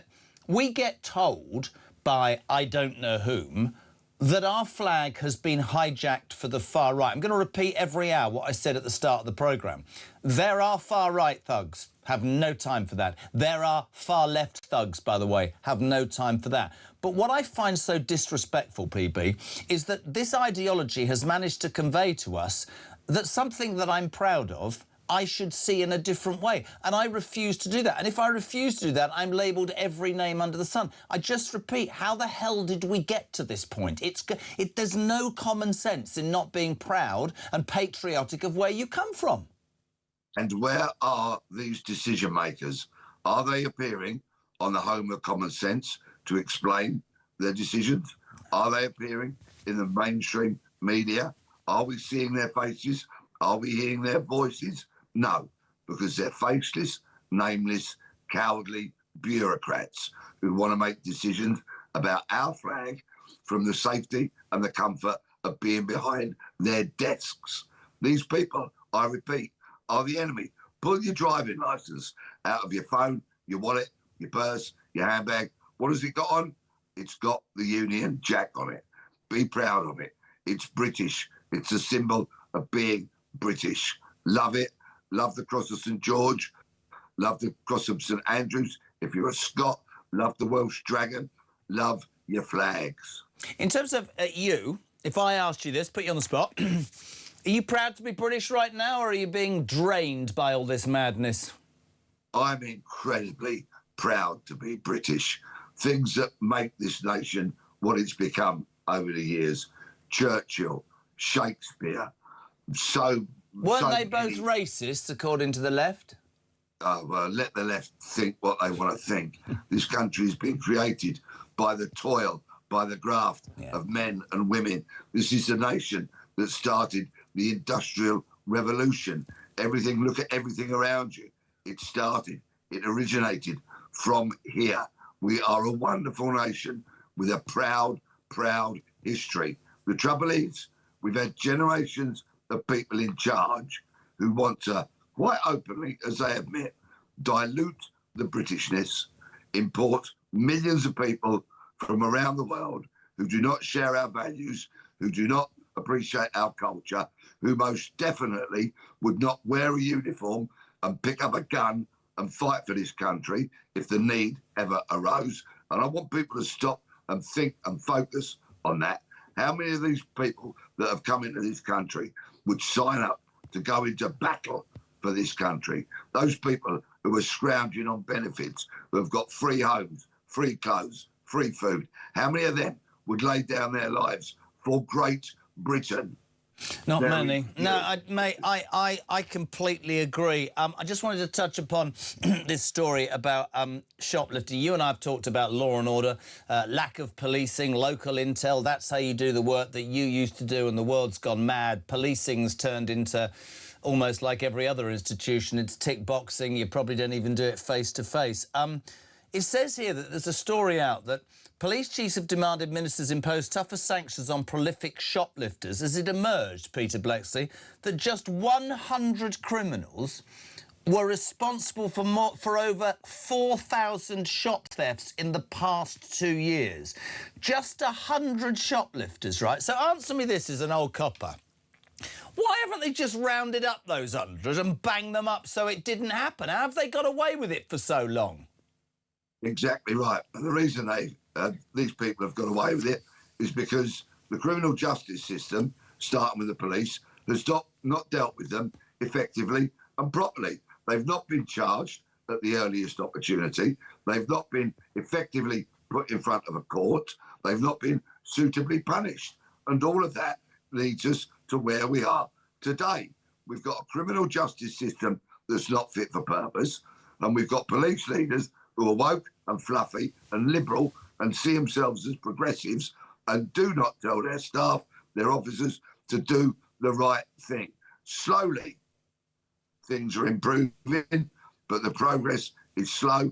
The political will and the money from the government is still not being put where it needs to be put. It is extraordinary, actually, and there's a chance that one could become almost cynical about doing this job, because you come in every day and you think, right, so our police have been, you know, crushed. There is two-tier policing, whether it's money or values or the way that they're taught from above. You look at education. We've had stories this morning about how kids are being manipulated. We talk about the flag. We talk about so much that maybe this sounds really cynical. Did I take it for granted growing up? When I grew up, if you were scared of a copper, when you went to school, you learned English, maths and the 3 R's. You weren't told to talk about Hamas or Gaza or, you know, that apparently a boy dressed as a girl was going to come. And all of that madness. And the one thing I wanted to say to you, Pete, right, which I said earlier to Ian Duncan Smith, I think politicians and the ideological class who seem to think they control this world are missing the point if they don't understand that the British people, and I'm going to say British people because I'm talking about this country,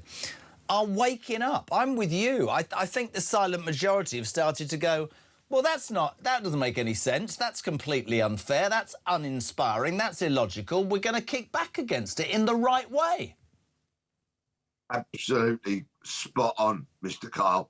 And the silent majority, moderate mainstream, as I call them, may have an opportunity in a couple of years to banish this ideology, to banish this nonsense into the dustbin of history, because we will take to the streets with our weapons, which will be a sharpened pencil, and we will go into that booth in the voting and we will put our X on that paper, and we will banish this nonsense, banish it forever, get the middle ground once again where moderate people want to live their lives. Let's do it. Good man. Listen, good luck with the tour. Where are you at the moment, me old son? The Peter Blexley stand-up tour. Brilliant, by the way. Heading to Aberdeen tonight, then Arbroath, then Edinburgh, then Glasgow. Lovely. Good man. Listen, great to have you on. Peter Blexley, former Met Police detective, 12 minutes to 8 o'clock. We're live across the United Kingdom. Talk Breakfast. What makes you proud to be British? Marge, good morning. Good morning, Jezzy. You asked the question, what makes us proud to be British? Well, what makes me proud to be British is early morning breezes, people saying good morning, people being kind, offering the hand of help to the underdog and sticking up for the ones we love. Well, I love England, I love Britain, and I'm a girl from Northern Ireland. I'm very proud to be British. I had to stand for my rights to do so. So, what makes me proud to be British? The fact that every British person knows what it means to be British without having to explain it to another. I love that. Thanks, Marjo. 344 499 1000 is one for you, says Nathan. You, Jezza, this is a true story. Where I live in Scotland, our local elected politician thought it was apt to complain that the packaging on vegetables and fruit had the union flag on it. In Tesco's and Morrison's, he actually complained, saying it should be the Saltire because the clown wants to split from the UK. Imagine that, honestly. I swear to God. Oh, Nottingham City Council has the largest England flag in the country on its front. Send the police instantly, 10 minutes to 10. This is Talk Breakfast, or even 8. You're waking up to the news that certain councils want to ban the Union flag after that fantastic result last night. England, Texas, I have to show this on newspaper every minute. Look, Texas cane score massacre. How good's that? Well done, whoever came up with that. England winning 4-2. Certain councils, they're wanting to ban the St George's flag or ban the Union Jack because it's divisive. The other news story is the BBC. I'm delighted to be joined by Jamie Angus now, former senior BBC executive. Jamie, good morning. Oh, no morning, noise. how are you? Ah, you're there. See, like the BBC, a slight delay. Yeah, I'm here, yeah. Are you there? Sorry. Yes, I'm here. Good. Now, are you going to be... I've never spoken to you before. Are you going to come on here and defend the BBC, or have you left the BBC and you can see exactly what they are? What's your take? Well, I left the BBC about 3-4 years ago, and I'm now a trustee of the Henry Jackson Society, national security think tank. And I think one of the reasons we support the existence of the BBC but want it to reform is because it plays an important role in the national conversation around asylum and immigration, around defence and national security, and of course the BBC World Service, which is an incredibly important part of how the BBC is seen around the world. I'm not trying to be at odds with you because I believe entirely what you just said at the beginning. I believe the BBC should be an unbiased central viewpoint for this country, a template of discussion. But let's give you the truth. You say it's important that it talks about immigration. Let's talk about the Question Time episode filmed in Dover in December. This isn't pro any political party. This is anti the BBC. Zia Youssef, the then Reform's policy chief, was... questioned about his party's policy. There's Darren Jones, who said that 90% of people who come over on boats are women and children. His voices as part of that debate. I don't think Zia Youssef really had much. I think the licence fee is the worst possible system apart from all the other systems. And it's definitely right that now that non-payment's been decriminalised, licence fee revenue is falling. It's really important that the BBC finds new ways of raising money that doesn't involve threatening people with jail in order to force them to pay for it. And therefore, the BBC has to enjoy the broader confidence of the public at large. And I think it's a big challenge for the new Director General, Matt Britton. Do you think that the BBC, if it had to play on the level playing field that other media do, i.e. the licence fee, it was defunded, do you think it would survive with the quality of programmes that it's got? Would people subscribe and buy enough, in your mind? I mean, I don't think it should do that because we don't need another commercial broadcaster or another broadcaster that's chasing subscriptions. The point of having a public broadcaster is that it doesn't do that. It serves a bit of the audience who don't have disposable income to spend on subscriptions, Netflix and Apple and so on. So I think it's an important part of our national media landscape to have a public broadcaster that doesn't do that. I think the question there is, like, how do you pay for that in a way that enjoys public support and it continues to provide really, really high quality drama, sport and news programming in particular? Another story overnight, pro-migrant campaigners have boasted to all newspapers that they'd influenced a BBC children's television show as part of an attempt to change attitudes to asylum seekers. Do you think that's acceptable?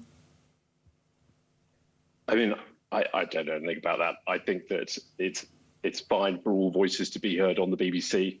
All right, let me finish by asking this. Do you think all voices are heard? That's what I would say, actually, Jamie. I do think that broadly. I don't think the BBC succeeds in every single show that it puts out, but I think it's a really, really important part of our national conversation.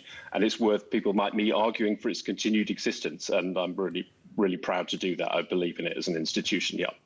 I think that many people want to be and perhaps aren't as much as they were, but there's no doubt that I think a lot of people would agree that it does perhaps need to change. Jamie, great to have your view. Thank you, my friend. Jamie Angus, former senior BBC executive, now with the Henry Jackson Society. Almost 8 o'clock. We're live across the United Kingdom.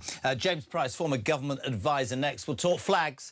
We'll talk the BBC. We'll talk everything. Are you proud to be British right now? not just because of the football. If you are, 87222, start your message with the word talk. The news at 8 is next.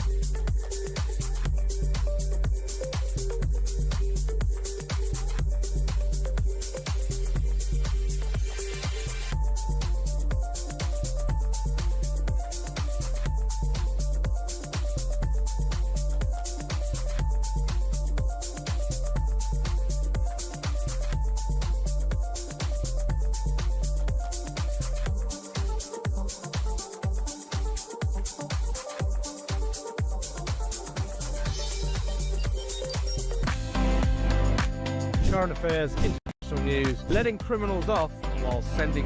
Oi! Oi! You shut up. I'm trying to record something.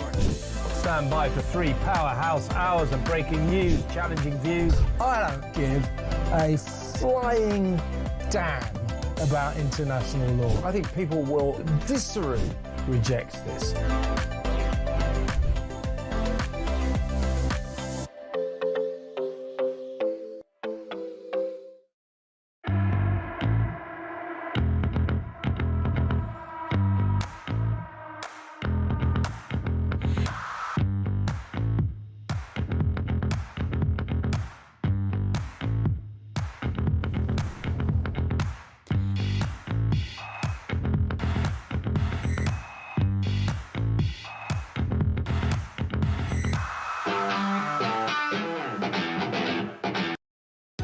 Across the UK, on DAB+, on your smart speaker, on your smart TV, and on your side.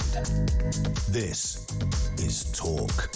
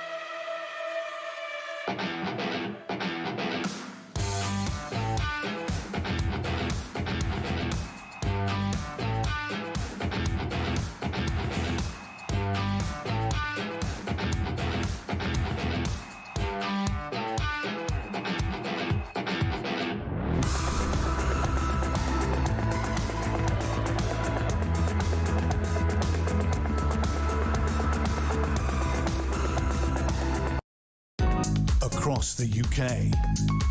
On DAB+, on your smart speaker, on your smart TV, and on your side. This is Talk.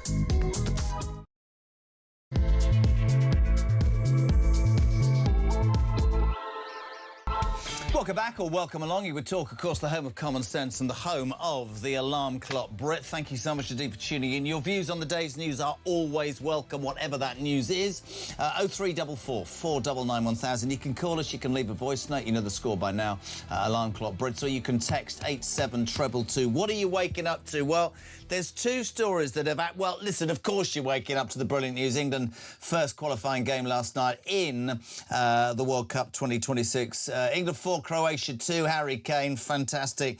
Led from the front. Defensively not great. Doesn't matter. I've just walked past TalkSport on the way to the toilet, and the guys have gone, are we going to win, Jez? Are we going to win? Of course everybody thinks that. And please God, how nice to see an England team with the shackles taken off, giving themselves a real flip. Everybody buzzing here in the office. And can I just say about our sister station, TalkSport, all you need. Amazing commentary last night from Jim Proudfoot and Stuart Pearce.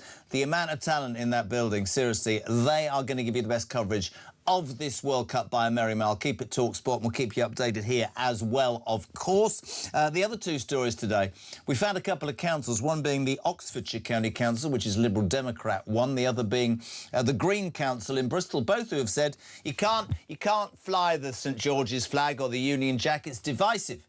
It's been captured by the far right. It's utterly disrespectful, which causes people to get so angry, and understandably, because what is wrong with being patriotic? What is wrong with being proud of your flag? Summed up by this from Caroline. I love this. She said, if you come to Golders Green in Hendon, we have been flying the Union Jack and the England flag since raising the colour, and we are proud to see it every day whilst driving around. When I went to school, we all got on. There were Chinese, Hindu, Muslim, English, Jewish, Christian, whatever. We got on. Diversity laws and education have only highlighted separation and exclusion. God, I wish we could go back to the 80s and 90s. Good morning to Matt in Grimsby. Surely they cannot prosecute you for flying the flag. Can you imagine what the judge would say if a council took you to court for flying the flag? He or she would laugh. Matt, the problem is, and I'm being completely honest, at the risk of somebody going, oh my God, would the judge laugh, or would the judge go, no, I think this is utterly disgusting? Darren, what do you make of it, my friend? Hi, Jeremy. Darren from Bristol. Sorry about that. My phone cut out. I live in Bristol, where the flags have been demonised. I live in Bristol, where local elections have been banned. I live in Bristol, where it's an absolute shithole because the council have let it go to absolute shit. Living in Bristol is a disgrace for the average person. They've ripped down all our statues. They've taken down all our landmarks. We're sick and tired of it. It's like living in a prison. Brilliant. Well, there you go. That's a tourist board announcement for Bristol. The other big story, the BBC are in trouble again. What a shame this is. This is terrible. On a serious note, don't know if you've seen it. It started in December. The Question Time programme format has, for years, been a staple on the BBC, but has come under Chief Executive. I don't care. Debate is debate. Where was the balance? Where is there ever any balance with the BBC? That's what we're discussing this morning. 0344 499 1000. Good mucker of mine. I was a bit poorly, and I had to let him down on a beer earlier in the week. James Price, former government advisor. Good morning, dear boy. Hello, my friend. I hope you're convalescing well enough to celebrate England's victory. Did you watch it? I watched, I was working and I watched some of it, and I annoyed people I was in the office I was in by peering around their shoulders every now and then and screaming every time England scored. So are you like me? Are you like me? I on the build-up to a World Cup, I'm like, no, listen, I'm not into it. And then sort of one eye on it, like you, and then now, of course, having talked myself out of it, I'm utterly convinced we're going to win the whole thing, which is absolutely ludicrous, isn't it? Look, it's the hope that kills you, but of course we're going to win. It's never going to be in doubt. The problem I've got, Jez, is that Mrs. Price, very sadly, met a boy once before, a long time ago, before she met me, and has an ex-boyfriend who is German. And if that's not bad enough, he's the kind of German who obviously wasn't allowed to be proud of his country, but therefore it all got poured into the football. And when she took this German chap to go and visit mum and dad, it was during a previous World Cup, and this guy fell out with them because he wanted to watch every second of it and cried when Germany didn't win and all the rest of it. And it gave the Americans an even more dim view of soccer ball than they already had. So I've got to try and be restrained so I don't give Mrs. Price the infamous ick reminding her of her ex. Well, yes, but the only reason that you're with her is because he was icky, and then it worked out. Great stuff in the Sun, by the way. Kane and A. Bell, Dallas Wow Boys on the back of the Sun today, and on the front, I love this. Texas Cane Score Massacre. Everything you need in the Sun. Jay, let's talk about these two things. I know you're a patriot. I know you're proud like me. We discovered that Oxfordshire County Council, you heard me say this, and Bristol City Council have banned England flags. Certainly in Bristol, there's this avenue, Torrington Avenue, in the Knoll West area of the city. It's known as Britain's most patriotic road. And they've been banned by the council because apparently, and I quote, the flag is divisive, has been captured by the far right and makes people feel British. I'm proud to be British, aren't you? Absolutely right. That is the flag, and we've said this before, that people sailed under and they fought and they died to end, for example, the slavery that people in Bristol are so angry about. That, by the way, some people in Bristol got rich on, but not most people. It is the flag that kept this island safe and secure and prosperous and free, our system of government, our ancient liberties, free of Napoleon, free of Hitler, free of so many tyrants throughout the centuries. It is the flag that liberated much of Europe several times over. It is the flag that spread common law around the world, that spread medicine around the world, that spread all kinds of inventions that built the modern world and dragged millions and then hundreds of millions and then billions of people out of absolute poverty by spreading the steam engine and spreading all the other wonderful inventions that the people of this mad, beautiful, brilliant island created. And for these, I almost swore then, for these scumbags, these tiny little minnows to decry and to downgrade the sacrifice and the achievements and the efforts of the people who fought and died and worked and strived underneath that flag for so many centuries, because, oh, it's been co-opted by people, is absolutely disgusting. These people should be ashamed of themselves. They should be in no positions of power whatsoever. And when a future government comes in, I think we should take over the process of raising the colours, and I think we should take a leaf from our young American cousins, and we should plaster every corner of this beautiful island with Union Jacks, with St George's crosses, with the Saltire in Scotland, everything like that. And if you do that, by the way, then it wouldn't be there for some nutters to be able to go and put extra political meanings onto that flag, because it would be like the monarchy, like the English language, and like a few other institutions, maybe the Church of England, maybe I'm pushing it, something that unites all of us rather than something that divides us and being told, well, what's your ethnic background? What's your gender? What's your sexuality? Nope, don't care. That flag unites all of us and lets people focus on the content of your character, not on anything else. It's a disgrace. Could not agree more. So eloquent. For me, it just sums up that we live in a society now where successive governments have made us apologists for what might or might not have happened in the past.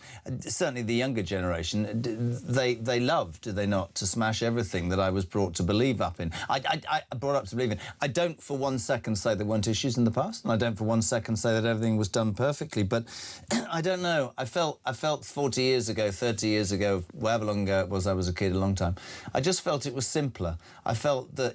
I remember 77. Would I have been 12, was the Queen's Silver Jubilee. Every single street had a street party. I remember our street party and sitting with kids and sweets and a barbecue and playing football on the green with all the families. It was amazing. You wouldn't do that now, would you? You wouldn't sit on the green in case somebody pulled a knife out or offered you a drug deal. It frightens me and it annoys me because, yeah, I am proud to be British, and I think the flag has... I don't think it's been hijacked. I think the flag has been used by a certain part of whatever to push an ideology which is, and again to you, I was going to say this, I said this to Ian Duncan Smith, people who do this ignore the fact that there are millions of people who are proud of the flag, millions of people who think there should be more police on the streets, millions of people, our next story, who think the BBC should be defunded. But so many people disrespect the millions who have those genuine feelings, Jay. Yeah, absolutely right. I think the problem is that these guys don't even try, they don't have what psychologists or philosophers might call a theory of mind about how the vast majority of us think about this country. I mean, people who are watching the live stream will see there a statue to a miner, and it's covered in the Union Jack and loads of St George's crosses. Because you have people in the Labour Party who are supposed to be the party of miners and working people and all the rest of it, will go, oh, no, we don't like this stuff. This is very low rent and low grade and divisive and all the rest of it. Whereas the vast majority of people who ever were miners or people who've ever historically voted for the Labour Party will be incredibly patriotic people. I obviously don't agree with the Labour Party on almost anything, but at least in the 1940s, it was clearly a patriotic party that cared about our armed forces, that cared about national prosperity. I think they obviously economically were complete basket cases, but they did care. And today, the people in the Labour Party don't understand this. They're handed out little flags to go and wave so they can say, we're sticking it to the far right, and actually this flag means the right to have 87 genders or whatever it is that they talk about. 93. Complete Right. nonsense. No, I completely agree. The other thing, and I know, because I know you well enough, and I agree with you about the flags. The BBC, did you see this episode of Question Time in December with Zia Yusuf and the two planted illegal immigrants who called themselves refugees? Did you see the episode? I'd almost rather watch England lose in the football than have to ever watch Question Time again, I've got to be honest with you. Oh, come on, it's a proud institution of the BBC and unbiased and unfettered and soon to be defunded. No, because I won't ever accept to my daughter that what my parents taught me is 100% wrong. The BBC is our flagship. The BBC is our national state broadcaster. That programme is an example. They placed two migrants. The boss placed them there.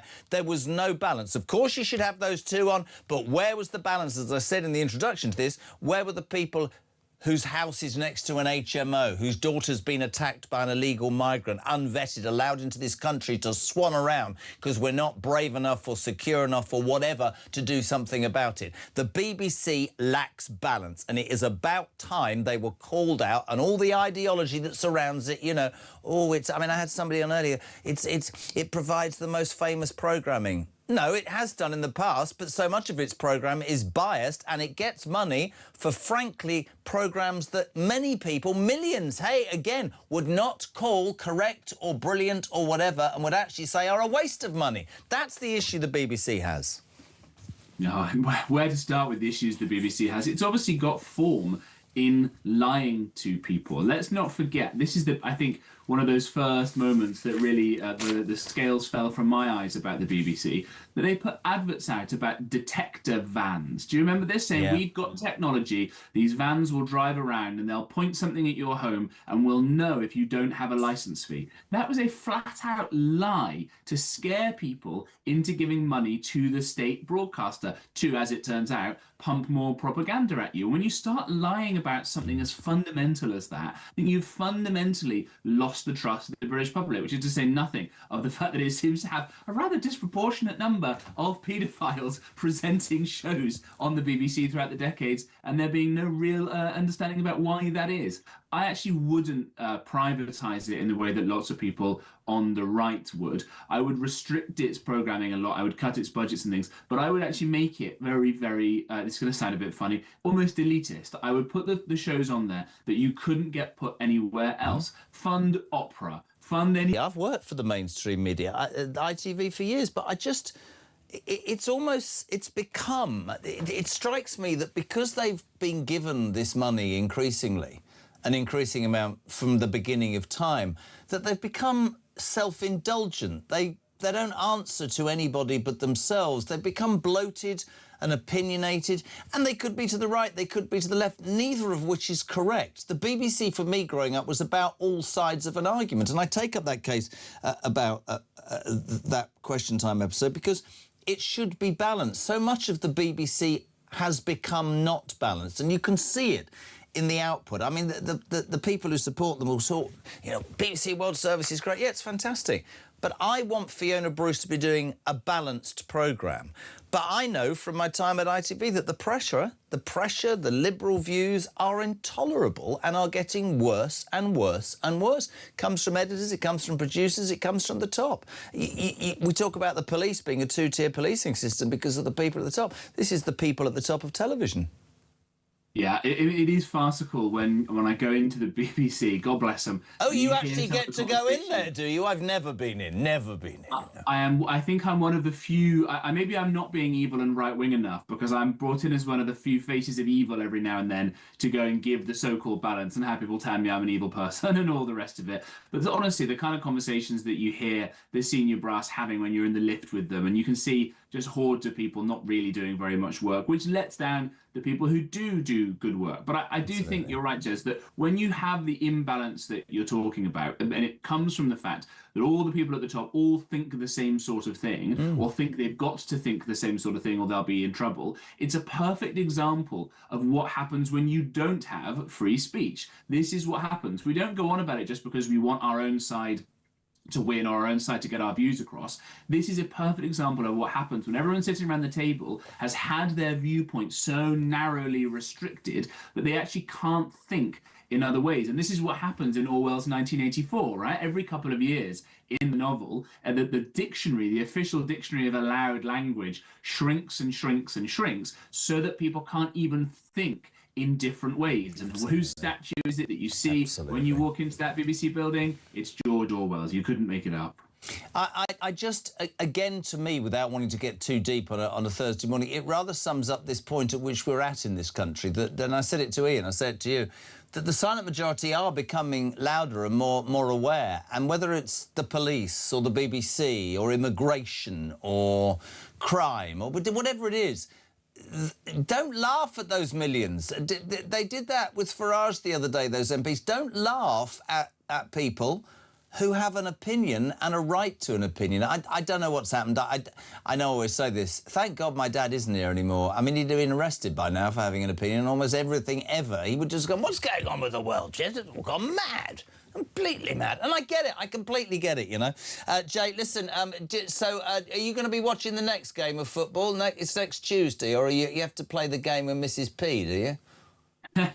Well, do you know, it's on the 10th anniversary of our historic decision to take back our sovereignty and leave the European Union and begin the process of restoring our ancient and wonderful and brilliant constitution and system of government. So when we absolutely pump, is it Ghana next week, we're going to be celebrating gaining our freedom as well as gaining a progression through to the next round. It's going to be a beautiful day. And can you imagine the tears of all the lefties who go, oh, Brexit's so bad, and all around them, meanwhile, people are just jumping up and down and screaming that football's coming home, just like our rights and our freedoms came home. I just hope by next week they don't go the full hog and take the 3 lions crest off the players' shirts, because that'll be embarrassing. Good man, we love having you on. James Price, former government special advisor, 0344 499 1000. Jez, James just nailed it about being British, but it doesn't stop me feeling embarrassed at the same time right now. Hello to Chris from Wales. What is wrong with this bloody country? Fly your flag with pride like any other country. I'm proud of my country, but embarrassed at the moment because the rest of the world is laughing at us. Good morning, Jeremy. My dad fought in the First World War and my granddad in both the First and Second. I have my dad's flagpole up in the garden and regularly, proudly fly my flag. I was born in Oxford and used to be proud of that too. Won't be mentioning any more. That's Caroline in Norfolk. Steve, under what law can you be prosecuted for flying your flag? I'm guessing they'll find one. Gary's in Brecon. I just did that deliberately. It's Brecon. I did it the other day. You don't think I did that deliberately, do you? I did do it deliberately. She has one win and the media go mental. I can see it now. Arise, Sir Thomas, Sir Harry, Sir Declan. It does my head in. Gary, an Englishman in Brecon. I'm only messing when I say Brecon because I did it the other day. Morning. Who's this? Ian. We're very big in Wales this morning, is it? All watching the telly and thinking we are in the World Cup. What's going on? Wow, I'm not saying what Christian, the Welsh producer, just said. Good morning, Jez and Charlie. If council staff want to ban raising of the flag, then they don't believe in the country. So the country should stop paying their wages. Good God, we should be proud, says Sarah Bird, to fly our flags. A lot of good men and women died for this country. Keep it up. I'm not a particular football fan, says Amanda in London, but boy, was I excited and thrilled to see England win last night. Exactly what our poor, depressed country needs. Finally. Who's that? BBC Question Time planted in the audience. Trump can use this in his up-and-coming court case about them. They edited his January the 6th speech. Absolutely. And Tony from Sussex says, I agree with Charlie Rollier, who was on earlier. Barry Manilow's marvellous. That'll throw you somewhere. 8:23. And morning, another Charlie. Jez, it's Charlie at work, helping to pay that 40 billion welfare bill. just regarding the council's banning the Union Jack and the St George's flag. These are the same councils that have no issues with the Palestinian flag being raised at every opportunity, or the pride flag, or the LGBT flag. It's just another lefty attack on us. I'm going to have my flag up all over the next couple of weeks, and if anybody don't like it, don't look at it or leave.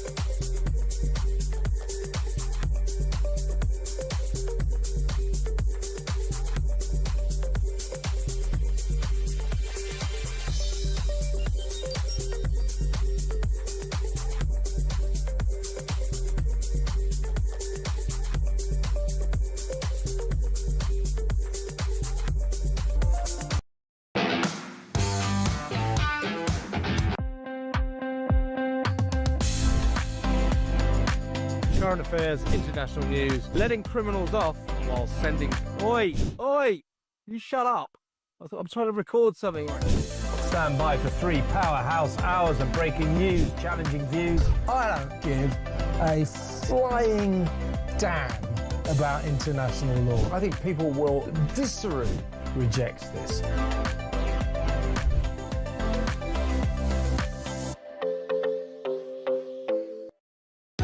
Across the UK, on DAB+, on your smart speaker, on your smart TV, and on your side. This is Talk. Welcome back, 8:25. Julia Hartley-Brewer here from 10 o'clock this morning. Ian Collins at lunchtime from 1, and Kevin O'Sullivan with Drive this afternoon from 4. On the home of common sense and the place where alarm clock Brits wake up every morning and go, you know what, Jez, this is what we want to say about the day's news. Michael is in Birchington in Kent. Morning, Mike. Jez, I'm old enough to remember VE Day in 1945. Thank heaven these woke councils weren't around back then. This, in my mind, is the thin edge of the wedge if we're not careful. Thank heaven for your station calling it out and speaking common sense. Well, we do our best. Listen, it's great to have you on. Andy, good morning. What do you want to talk about? Jeremy. Andy here from Lymington, Army veteran, 24 years service. Just a quick one, reference all these PIP claimants. Tried for PIP a number of times, been turned down because it appears that having incurable leukemia, chronic PTSD, a crumbling neck and spine, and the hearing of a 75-year-old don't qualify you. So, same as all the other working Brits, I'm out the door at 6:30, get in about 6 o'clock in the evening, doing 40 to 50 hours a week just to keep my family going. Great show, Jeremy. Thanks very much. Just honestly, when I get calls like that, I don't, and people say to me, oh, you're on a mission every day. I just want to nail this benefits thing because I'm going to talk to Simon Diggins, Colonel Simon Diggins, about the defence situation. I don't understand a country that's got to a point where it's paying out more in benefits, 332 billion, as against it's getting in from its workforce, tax to the exchequer. I absolutely stand by, as does anybody with a brain cell. Anybody who's a caring human being that was born here will go, do you know what? I love the fact that this country that has given so much, right, protects and pays for those who can't help themselves. But unless we have this debate about how too many people are gaming the system, and he is living proof, Andy, of the very reason we should have a benefit system. And guess what? He struggles to get support. But you can get all the support in the world by simply arriving in this country or gaming the system and lying. And that is where I have an issue with it. 0344 499 1000. Let's speak to Colonel Simon Diggins now, retired British Army Colonel and a fantastic defence analyst. The reason I played that voice note, Si, was there's been a huge debate recently about how we should be spending more on defending ourselves. Last week we saw the resignations of 2 defence teams in the government, and it's led to a national debate, which I guess is a good thing, about how successive governments, can't be political today, but have cut our spending in defence to the point where, you know, this once great nation that had the world's best army and navy is now barely able to defend itself because it's spending too much money on enabling people, unlike poor Andy, to actually sit on their backsides and do nothing, man. Jerry, good morning to you. Yeah, no, we're in a very depressing state, and like everybody, and exactly as you just said, nobody wants to be hard or miserable or mean to those who genuinely deserve support. I mean, we all at various stages of our life need that support. But there's got to be a balance in this somewhere. And if you look right back, go back to 1990, the end of the Cold War, look at the balance that then took place between our spending on defence, about 4.5%, and our spending on the health service, a little bit more, about 5%. We sort of had it in balance. But since then, we've effectively taken a kind of a holiday in terms of defence spending, and we've kept on taking it. We took a Cold War dividend, we took peace dividend, so-called, and we kept on taking it. And we reached the nadir in 2016 when the Tories were in charge. 1.6% of our GDP being spent on defence. So this is decades in the making, but it's now coming home to roost really badly. I was reading this week that many people, analysts, I don't know what your view is, believe that if we're not in a full-scale war along with Europe or whatever against Russia, some will say we're already at war cyber-wise, and we saw those 2 examples of ships this week. Is it not the #1 duty of any government to protect its people? And that is not being achieved, is it? No, absolutely. And I mean, I talked to one of your colleagues recently, and the journalist was really clear.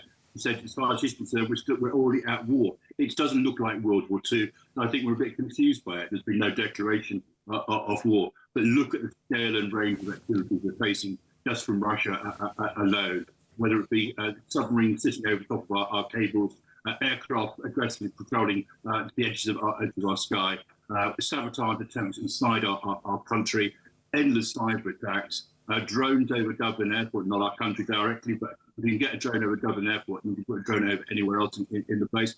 And what can we do about it? The answer apparently is very little. We have nothing like the Iron Dome system, which the Israelis have got. We see reluctance to engage with those people who are conducting subversion inside our country. We are effectively in a really desperate state. We've got great people in our armed forces. I always take my hat off to them and give credit to where they do. But we're not giving them the tools, we're not giving them the equipment. And I despair also about the MOD and its processes. So yeah, we're in a real state. There's a new Defence Secretary, Dan Jarvis. He's going to head into a slightly uncomfortable meeting at NATO tomorrow, actually. No, actually today, after the alliance head of NATO called on all members to present a credible plan ASAP for raising military spending. Now, we don't need to get into a huge debate about Donald Trump today, because there's much about Donald Trump that, and I've always said this, that I don't agree with. But I'll tell you one thing he did achieve. He came to power 2 years ago and said, I'm spending more on defending you lot than you lot are putting your hands in your pockets. And that sort of kick-started this belief. We've had the Defence Review that asked for 28 billion. They're going to end up with maybe 13, which is in effect a cut.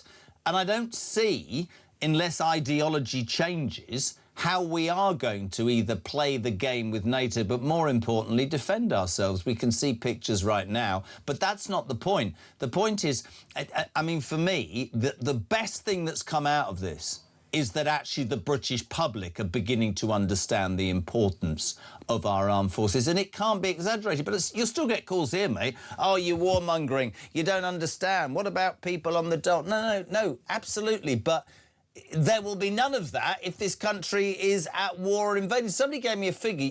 You wouldn't know this because it's 1945, by the way. I realised I was about to say. You'd know this because you know about these things. During the Second World War, in the build-up and afterwards, we were spending 65% of our GDP. 65%. Right now, we're spending just 2.5%. It's not enough. It's got to change, and cuts elsewhere. Primarily, I would suggest, in welfare or maybe foreign aid would do the job, wouldn't they, Simon? Absolutely. And if you want a comparison with another country, currently Russia spends 40% of all of its government expenditure on defence, security and military.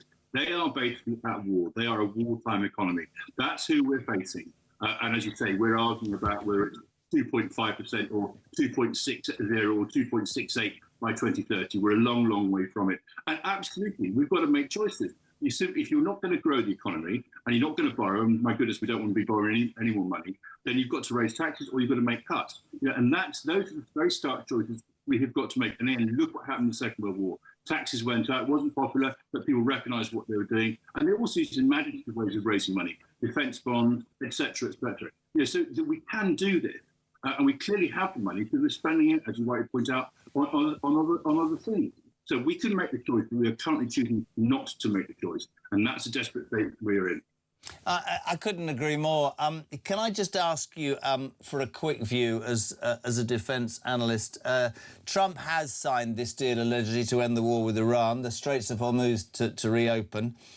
He talks about $300 billion plans. People say you never criticised Trump. I'm about to.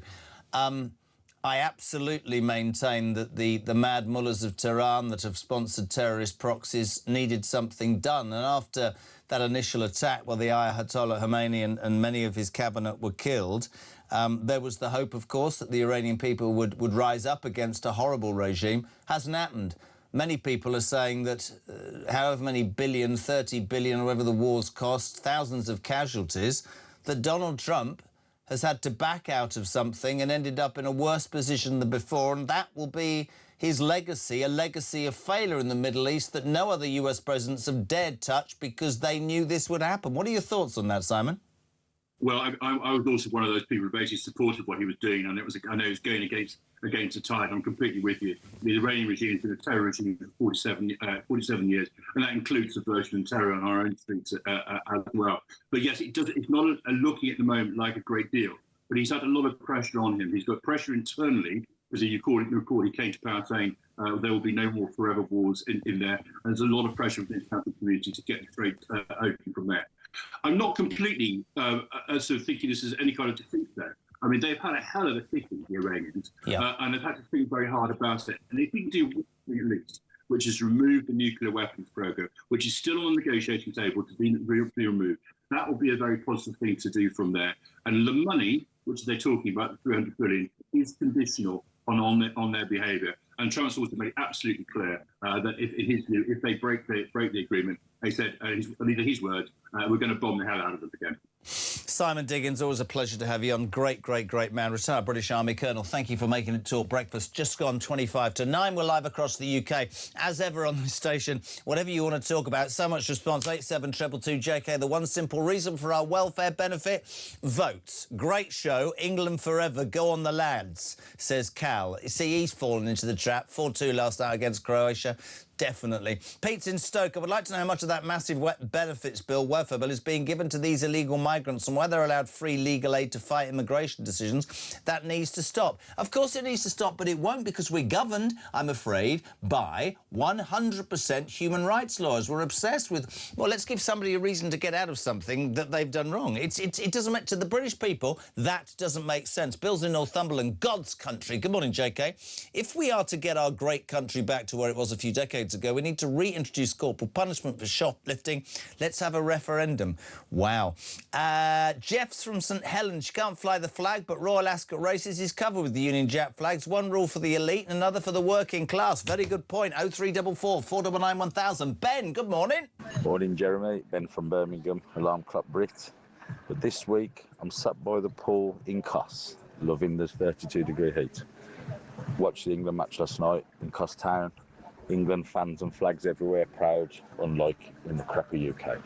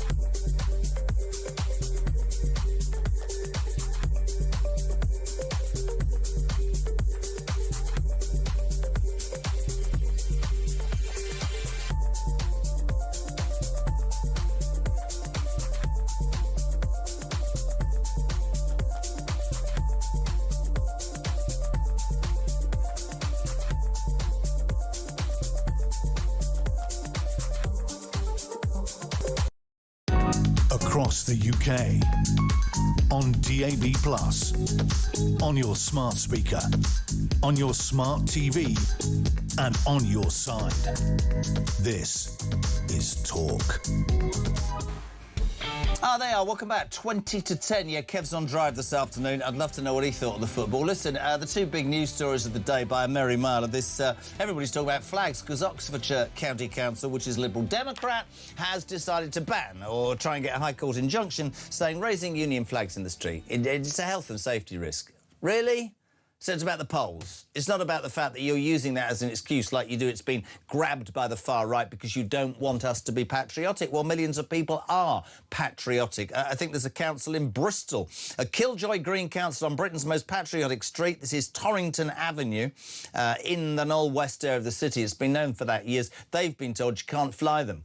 And it's just kicked off this whole discussion this morning about why not? Why are they being jeopardised? Why is it that we're told that that's divisive? Why are we told that's been hijacked by the far right? No other country in the world. And I make the point repeatedly. If you're in London town at the weekend, there are marches every weekend. There are Palestinian flags. There's all sorts of flags. There's quite rightly pride flags at the moment for Pride Week. What's wrong with that? How can they say that to us? Sandra, good morning. Good morning, Jezza. This is Sandra from East Lancashire. Regarding the flags, I'm just wondering, are they going to get in touch with Buckingham Palace and, you know, tell them, no, you can't fly the Union Jack or whatever? I completely agree. Somebody sent a text about Royal Ascot. I drove down the Mall this morning at 20 minutes to 3 o'clock or 4 o'clock in the morning. There are massive Union Jacks on the left and the right, the length and breadth of the Mall. At what point are you saying, oh, listen, you on your little council estate in Bristol, you can't fly it, but you can on the Mall leading down to Buckingham Palace? What is wrong with being... I'd love to. I wouldn't, but I will. Phone me up if you don't like the British flag or you think that flying the flag is divisive. Try and explain to me how me being patriotic and believing in this country, despite everything we're going through, is essentially wrong. Jez, I'm one of those patriotic people in this country. This is from Phil in Essex, who loves our flag. I fly it with pride outside the front of my house. I believe that every government building, including police stations, fire stations, ambulance stations, council buildings, should all be flying the flag. This is England. We should and can be proud of it. If those that oppose us flying the flag want flag to... What do they want us to fly? And if they want to fly a flag that isn't anything to do, then don't be here. I get that. I get that. It's like... It's not right. I do struggle with this. Alison's in South Wales. Morning, JK. Just watching the pics of people watching the football last night, and they were all colours, all together. The Oxford Council wants division by actually not allowing our flag to be shown. It is utterly disgraceful. Martin's in Lichfield in the Midlands. England and its flag is a statement of our proud country and its fight for freedom and our national pride. I love this country. I challenge anyone to find anywhere more tolerant and more fair. Anna, it's brilliant, in West Yorkshire. Being British and feeling British are not necessarily the same thing. I'm not a born Brit, migrated in 16 years ago, and it makes me feel warm and fuzzy inside to see the English and British flags on many streets in the northern towns and villages since last year. Not so many in the cities. I am proud of my origin, but I will always stand and defend anyone who flies the English flag. Stay strong and fight so Britain can become great again. Let's go to Felicity in Greater London. Felicity, good morning. Welcome to Talk Breakfast. Oh, thank you, Jeremy. It's lovely to speak to you. I feel pretty strongly about this, and I think that Oxford Council, not that I want them hung, drawn and quartered, but I think they could reasonably be brought to trial for treason. The flag is a sample of our, the sign of our people, our sovereignty, our head of state, everything about us as a nation. And I suspect that if any council in the Middle Ages had tried to bar the flying of our flags, they would have been up for hanging, drawing and quartering. It is beyond me that you can say you should stop the flying of your own national flag. That is simple adherence to your nation and your people and your head of state. I agree, and you end up, if you do this job like I do, you end up sitting here saying the same things again and again, and you sort of almost want to be apologetic. But I wonder what the rest of the world thinks of Great Britain as it ties itself in woke knots, terrified to We spend so much time talking about multiculturalism that we seem to, I think, miss the point.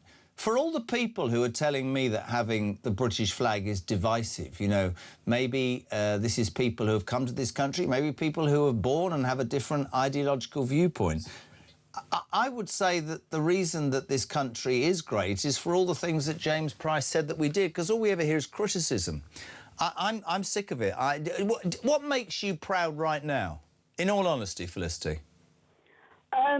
I think the people who, well, yes, I'll tell you who, the people who, when we were absolutely buried in the woke, and when if you had, I mean, I'm old enough, I am not currently working, I wouldn't mind, even though I'm older, but I'm not. But the people who are prepared to risk their jobs to actually go up against the whole woke programme, I am very proud of that they took that step because they enabled the rest of us to follow them. So, yes, I'm very proud of them, and I'm proud of our armed forces. One of my children is a squadron leader in the RAF and would put up the flag anywhere and everywhere, has a flag pole in the garden, but put up the Ukrainian flag when they were in problems. You know, that wasn't wrong, but actually had the flagpole broken and vandalised when there was a British flag on it, which is absolutely abominable. Couldn't agree more. So great to have you on, Felicity. Thank you so much indeed. 9:45 0344 499 1000. Text to 87222. Let's cross to Talk's international editor. Say a very good morning to Isabel Oakeshott. Morning, Isabel. Morning. I'd love to talk about flags. I've actually got a flagpole at my home in the Cotswolds, but I don't think I'd ever dare to put a Union Jack a Union flag in that flagpole. Why? Which really does tell you something about the culture that we're in, doesn't it? I mean, my home is in West Oxfordshire. It's in a very Lib Dem area. As you know, you were talking earlier about this Oxford move, which I've reported on before for Talk, actually. You know, there are councillors there that seem to think it's some kind of offence to have the Union flag around. And my particular village, well, it's a small town in the Cotswolds, is full of flags, Jeremy. But guess what flags they are? They're the EU flag. Can you believe it? There are still EU flags fluttering in our village in the Cotswolds because some people, bless them, still haven't got over Brexit.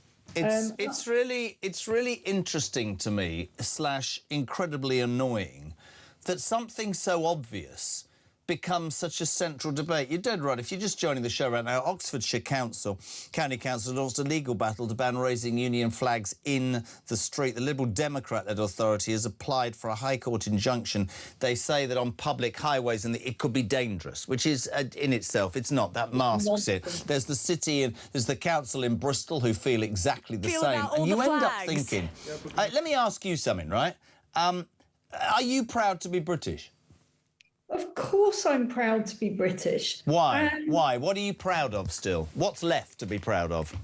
Really, really reasonable question. I think that there are we could list 1,000 things, but let's just make it really simple and talk about the fact that this tiny little island has managed so much over the centuries, has punched above its weight, has basically influenced the entire state of the planet as it is today. We have an incredible history and so much that we have done to change the world for the good. Of course, we've done a few negative things, but, you know, what's the point of dwelling on that? So that's it's about our history.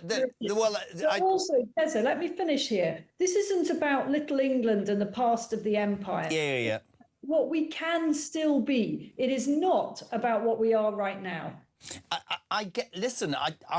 It infuriates me, right? It infuriates me that we are the only nation in the world that has to apologise for what it is, who it is, what it says. Of course, I jumped in because there have been mistakes made in the past, but we've become such apologists that we're stuck. We're stuck on apologising almost about everything, and nothing nothing enables us to move forward. It infuriates me. It utterly infuriates me. And somebody said to me earlier, how can you be prosecuted for flying the flag of your country? It's absolutely absurd. I mean, where I live, I'm in London right now, looking over everything that's magnificent about London. I can see the Thames and the Houses of Parliament and the Wheel, and it's just a beautiful, amazing thing to see. But where I live, normally in the UAE, flags are everywhere. I mean, they go large with these flags. Entire buildings are covered in flags. Sometimes it's pretty much mandatory to have a flag. You know, recently on Flag Day, they got all the sort of equivalent of Deliveroo drivers. They all had to have little UAE flags on the back of their vehicles. Now, none of these drivers are Emirati, but this was all about bringing people together. Yeah. And the flag is a unifying symbol in the UAE, in a country that is Dubai anyway, 90% expats, basically, 90% immigrants, if you like.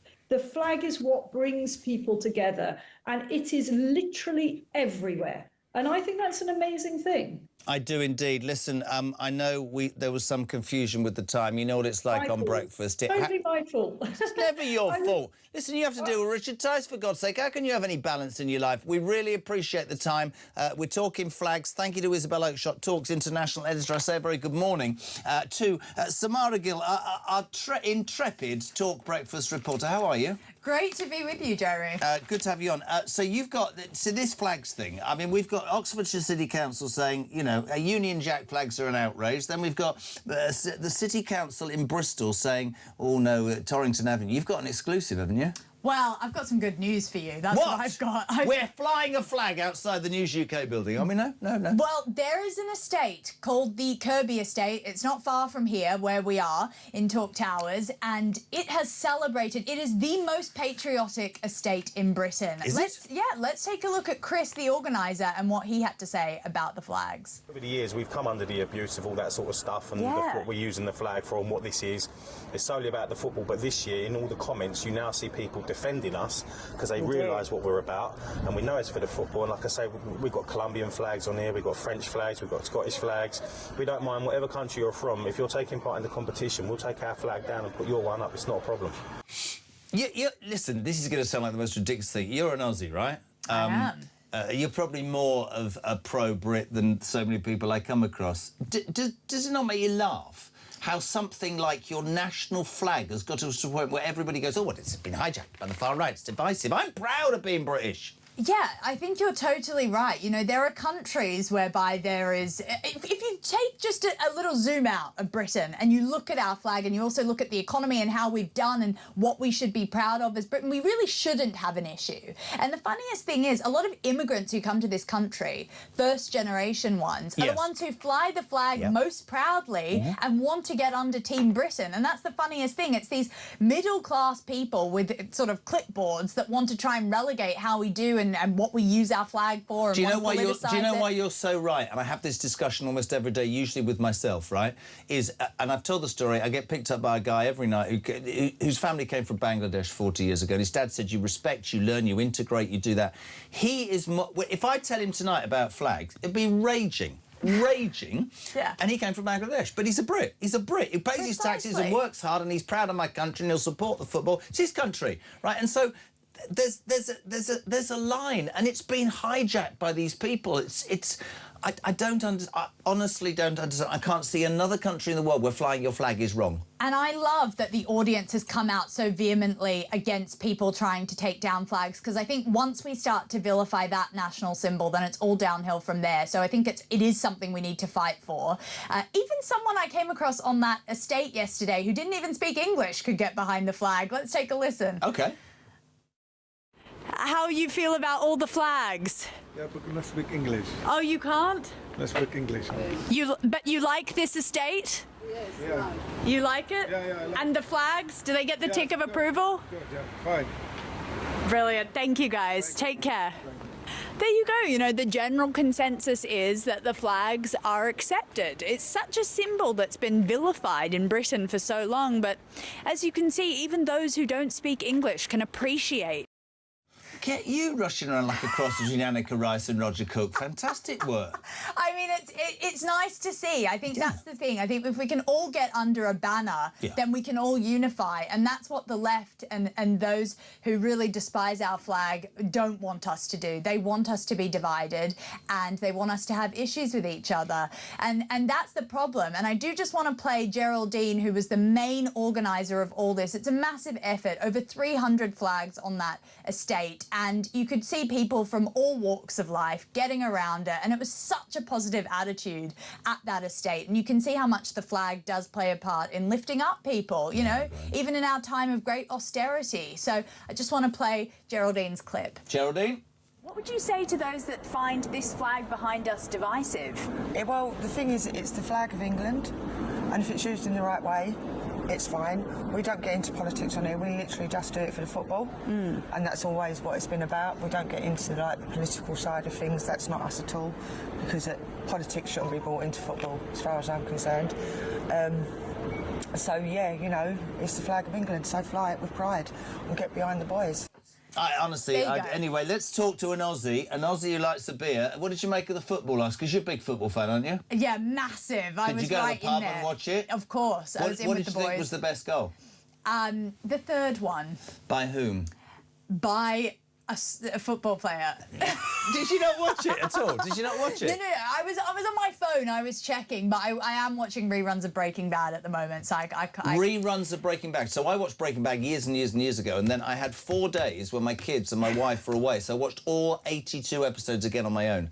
That's kind of what I'm doing right now. Have you seen the Fly episode yet? A whole hour with the Fly. You'd think it doesn't work. It's sensational. Yes, correct. Yeah. So that took precedent over the football. Sorry, guys. No, that's fine. So flags absolutely. The BBC have only got 30 seconds. The Question Time episode where they planted the illegal migrants. Have you seen this? Oh yeah, I was onto that ages ago. I was telling the audience this. All right. This is, yeah. She's very... You always get the exclusive here first. All right then. Okay, fantastic. Anything else to share with me? I'll tell you what, that it is insidious though. The BBC has to answer for a lot, and I hope Trump slams them with that lawsuit. I'm talking to his lawyer at the moment, and I'll have that exclusive for you. Really? Yeah. So, this woman, you get where water doesn't, Samara Gill. I try. Fantastic. Very kind of you. Another exclusive Samara Gill Talks reporter. Well, Talks Annika Rice. Wowza.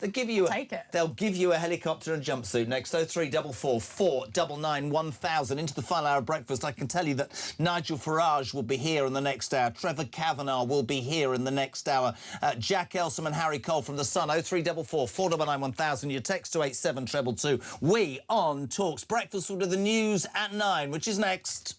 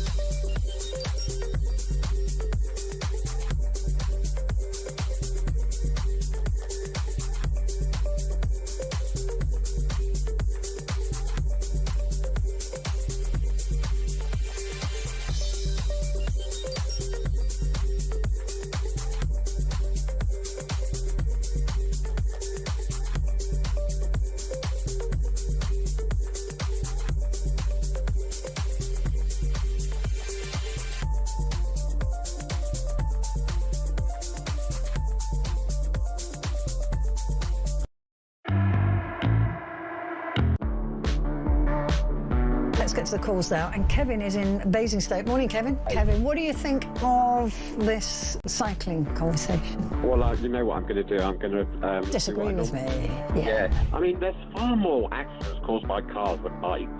Yeah, we're not talking about cars, Kevin. We're talking about bikes. I know we're talking about bikes, but if we encourage more bikes, then there'll be less accidents. More people... yeah, more people on bikes who are not being controlled by anything.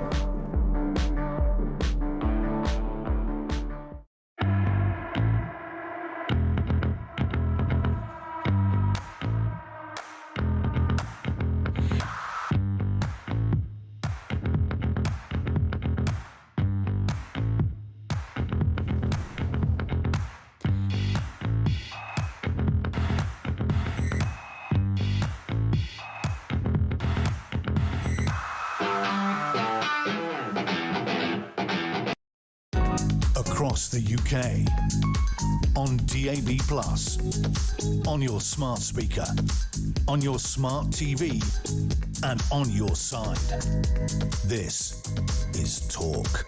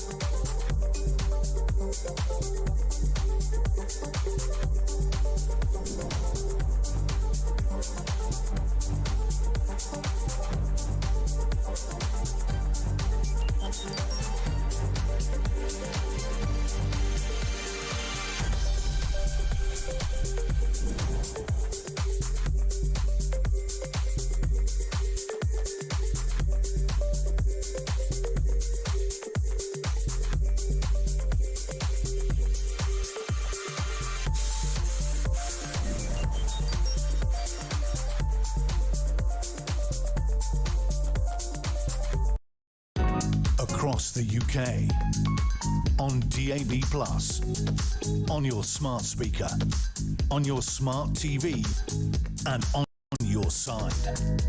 This is Talk.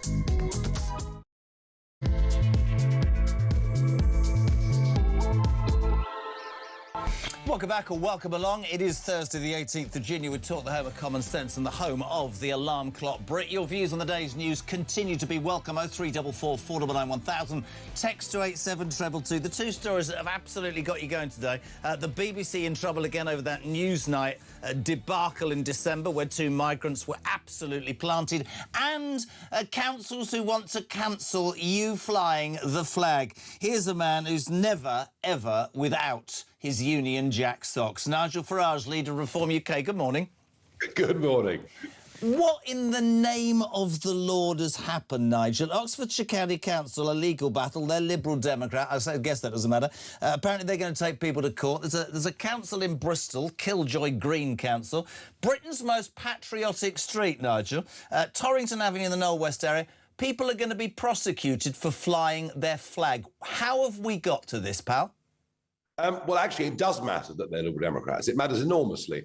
And don't forget, it's just over a decade ago that Emily Thornberry put out that scornful tweet. Do you remember? Yeah. White van man in Rochester with a big Union flag. And you know, oh, how ghastly, how awful. Aren't these people simply frightful? And I'm afraid not all, but many Lib Dems are the same. What they're ashamed of is the English flag. Scottish flag, fine. Welsh flag, fine. Irish, everything like that's marvellous. But no. We can't be English. And this has been going on for a long, long time. Raise the colours, has been both English flags and the Union flag. Do you know what? I absolutely love it. When I arrive somewhere and see the flags going into a town, my heart leaps. I think it's wonderful because we've actually put up with half a century of being told that somehow our national flag is a symbol of oppression and all that is bad. And these sort of upper middle class chatterati want to ban it. Now, I think if Oxford should do this, they will find themselves, and Bristol, they'll find themselves completely and utterly defied. People will literally just defy this. And you know what? If people have moved to this country and they don't like our flag, I've got a really simple idea. Go back to where you came from. Because it is that, and it's also, you touched upon it, the sort of, I don't know, the middle-class activists who have jumped on board and gone, you know, this has been hijacked by the far right. I made a point earlier, Nigel, I said, I have no time for the far right or the far left, but I am sick to death of having to apologise. We seem to be governed by apologists. I was saying to my 22-year-old daughter, I know you've got kids the same age, the other day she was saying to me, oh, the Churchill's this and the past is that, and I said, listen, I'm sure mistakes were made, but I would love it. I would love it if this generation actually accepted how much the United Kingdom, Great Britain, whatever, gave to the world in terms of freedom, in terms of laws, in terms of education, in terms of the vote. But no, we have to look at it. I said this to you the other day when you were talking about two-tier policing. I think that politicians and institutions need to understand that millions of people in this country feel very passionately about things like the flag, and that has to be taken into account.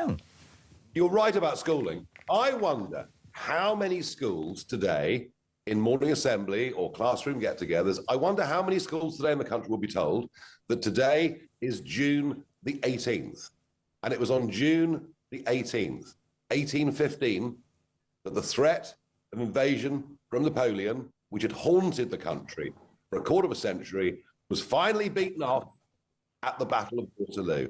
How many schools will teach that today, Jeremy? Yeah. I'll bet you it's less than 5%. Oh, probably not even that. And I heard from a teacher anonymously earlier who said that we were dragged into a staff room and told them this is a school where the kids start at 3, Nigel, to 11. Her class was 5 to 6. We have to look out for what can be described as far-right commentary and crush the children instantly and talk to the parents. Oh, I think it starts in schools, this whole anti-British thing. But it negates, in my mind, just how passionate people are. And nobody wants a standoff. But how on earth are you going to police this? Well, you're going to say you're flying a flag, we're going to prosecute you? It's ludicrous. Listen, whatever, even if they pass this bylaw, it is not going to work. And even though I have deep questions about elements of our judiciary, I don't see anyone being sent to prison for putting up our national flag. It won't happen. But it's utter stupidity from the Lib Dems and the Greens. Utter stupidity. Do you ever fear about being arrested because of the socks you wear, Nigel Farage? Well, I do. You want to see the underpants? Oh, dear, no. There's the thought. Wow. But I tell you what. That's put me off my croissant. Right. The other reason I wanted you on was there's a massive, massive reaction to what Zia Youssef put out last night, and quite rightly too. It was a statement on his mobile phone about the value of international law and refugee status. Yeah, no, I'll just read it. Turns out that IMIX, a charity that seeks to build support for migration, were asked by the BBC to plant those people. The boss of IMIX was in the audience and asked a question, and it does. And I know a lot of people get bored by me saying this. How in the name of God can the BBC pretend to be our unbiased state broadcaster anymore, Nigel? Minor correction. It actually was Question Time, not Newsnight. Thank you. Well done. Question Time, which, you know, growing up, was one of the great programmes of British television. I can remember now my first appearance on it 27 years ago with David Dimbleby in the chair. I mean, it was an honour. It was an honour to go on this great programme.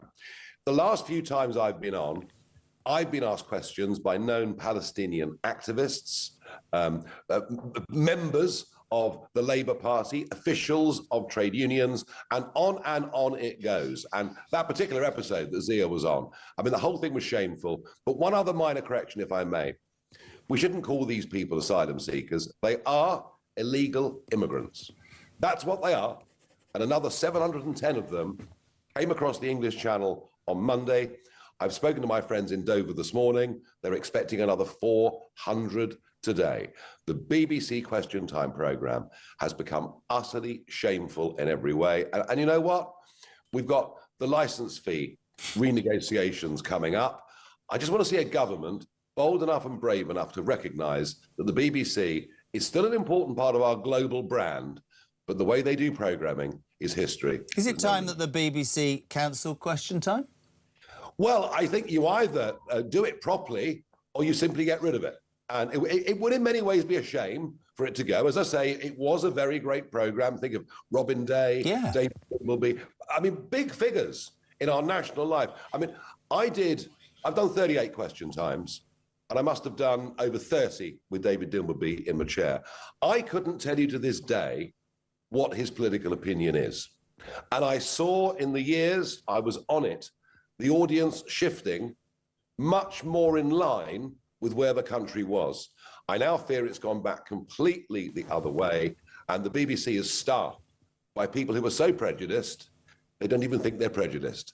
It's that North London mindset that we have to deal with. So, yeah, you know, a government should say, look, if we're going to do current affairs programming on a licence fee, you have to make sure there are not rigged audiences. You have to make sure it genuinely is the British public coming along, questioning and pointing the finger at leading politicians and figures in British society. If it goes back to that, it could have a great future. But you know what? I don't see it. I completely agree. And just final question, because there you are in red, white and blue. That's a terrible, terrible look this morning, Nigel Farage, with your Union Jack. I'm going to ask the question. Is it coming home, Nigel? Are we winning the World Cup after last night's amazing game? 4-2 against Croatia. Do you know where I bought this? Croatia. I've got my Croatian tie on this morning. No, you haven't. You've got your Labour Party tie on. This is a Croatian tie, I promise you. And they, in fact, as a country, invented the tie as we know it. There you go. One useless fact that you never knew. I have to say, as the equaliser went in before half-time, my heart sunk. I was so down. Do you know what happened? I had to get myself another drink. And we came back. They came out for the second half. I mean, they played like lions. It was uplifting to watch. I cannot remember in my life going into a World Cup with lower expectations than I had, I'll be honest with you. It's true. But at the end of it, wow. I mean, this is the best start we've ever had in a World Cup. The shackles are off, and I'm just like you. I went, no, I'm not getting involved. All right, I'll watch. Oh, God, it's going to be a nightmare. Oh, my God. Now I'm walking through TalkSport this morning. We're going to win, Jez. We're going to win. I don't know. Listen, I know you're a busy man. We really appreciate it. Keep wearing those Union Jack socks, but don't ever tell me about your underpants again. Thank you very much indeed. Nigel Farage, leader of Reform, talking flags and talking absolutely about the BBC. Another man who will have his opinions. Former political editor of The Sun. We love him on the show. Let's say a very good morning, Trevor Kavanagh. Good morning, Trevor. Good morning, Jeremy. Please don't tell me. You don't wear Union Jack socks, do you, Trevor? It's private. I wouldn't tell you if I were. Oh, I said socks, not pants. It's really interesting for me. Several subjects will fly on a show like this on a daily basis. You know that.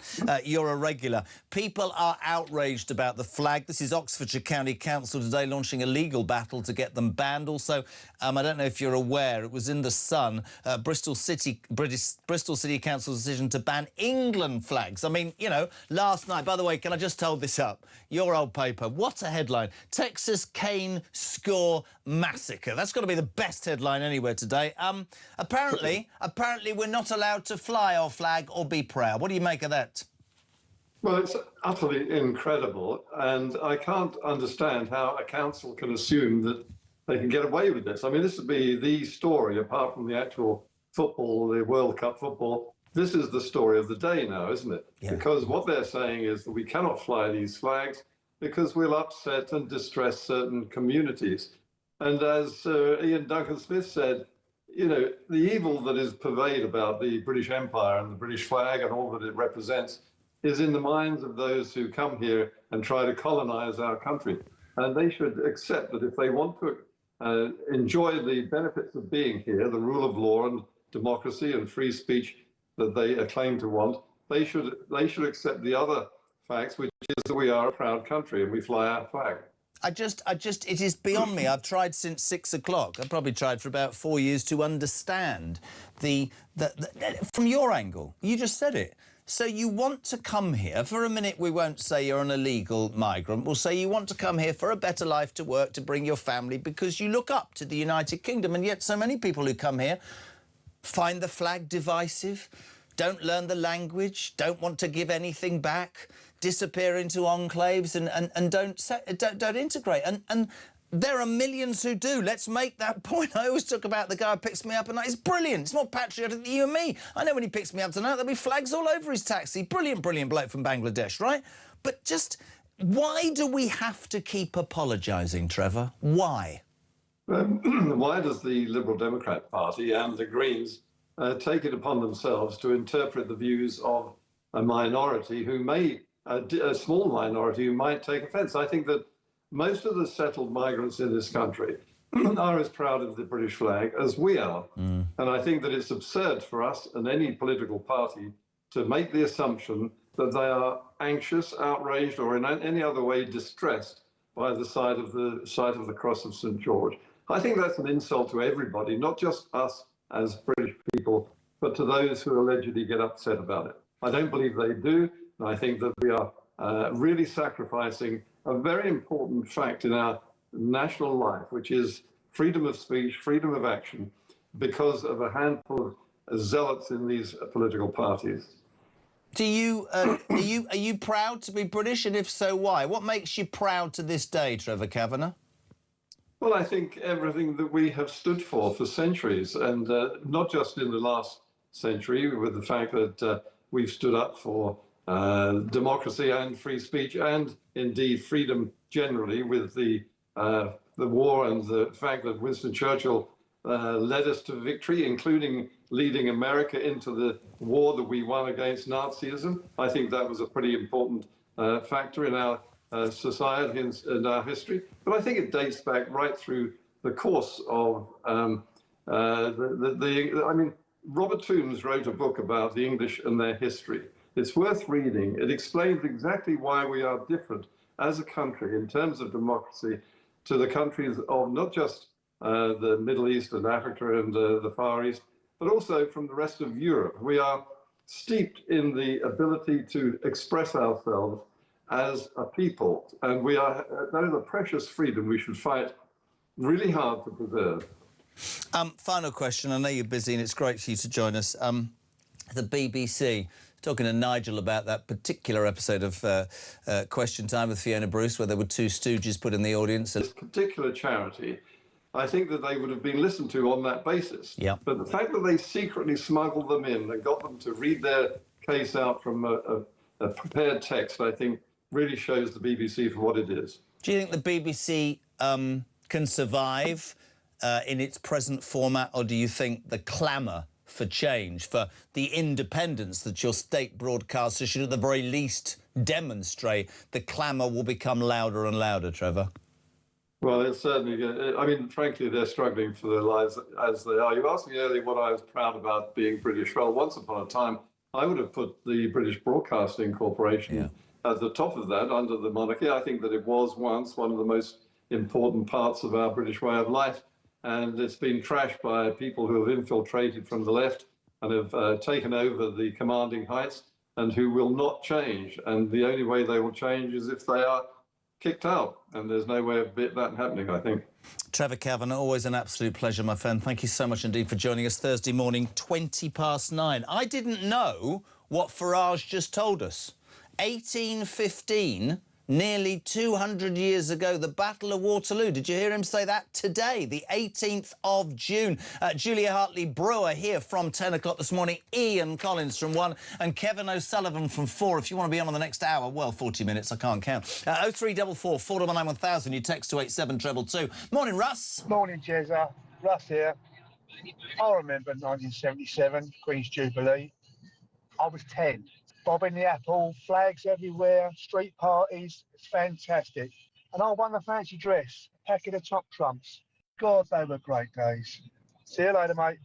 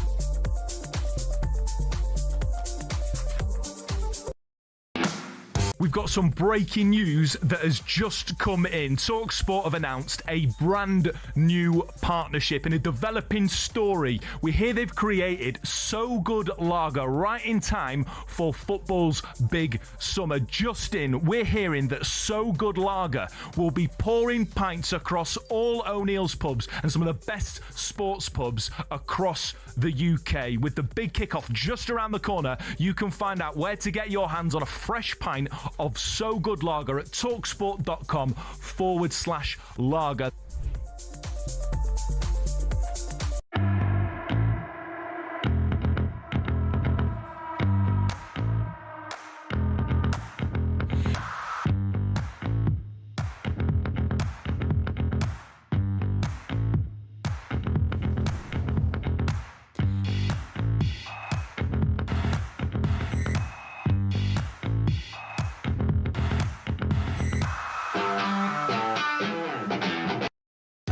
Across the UK, on DAB+, on your smart speaker, on your smart TV, and on your side.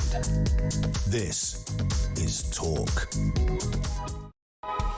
Welcome back, my friends. 9:23, you're live across the UK with Talk, the home of common sense and the home of the alarm clock Brit.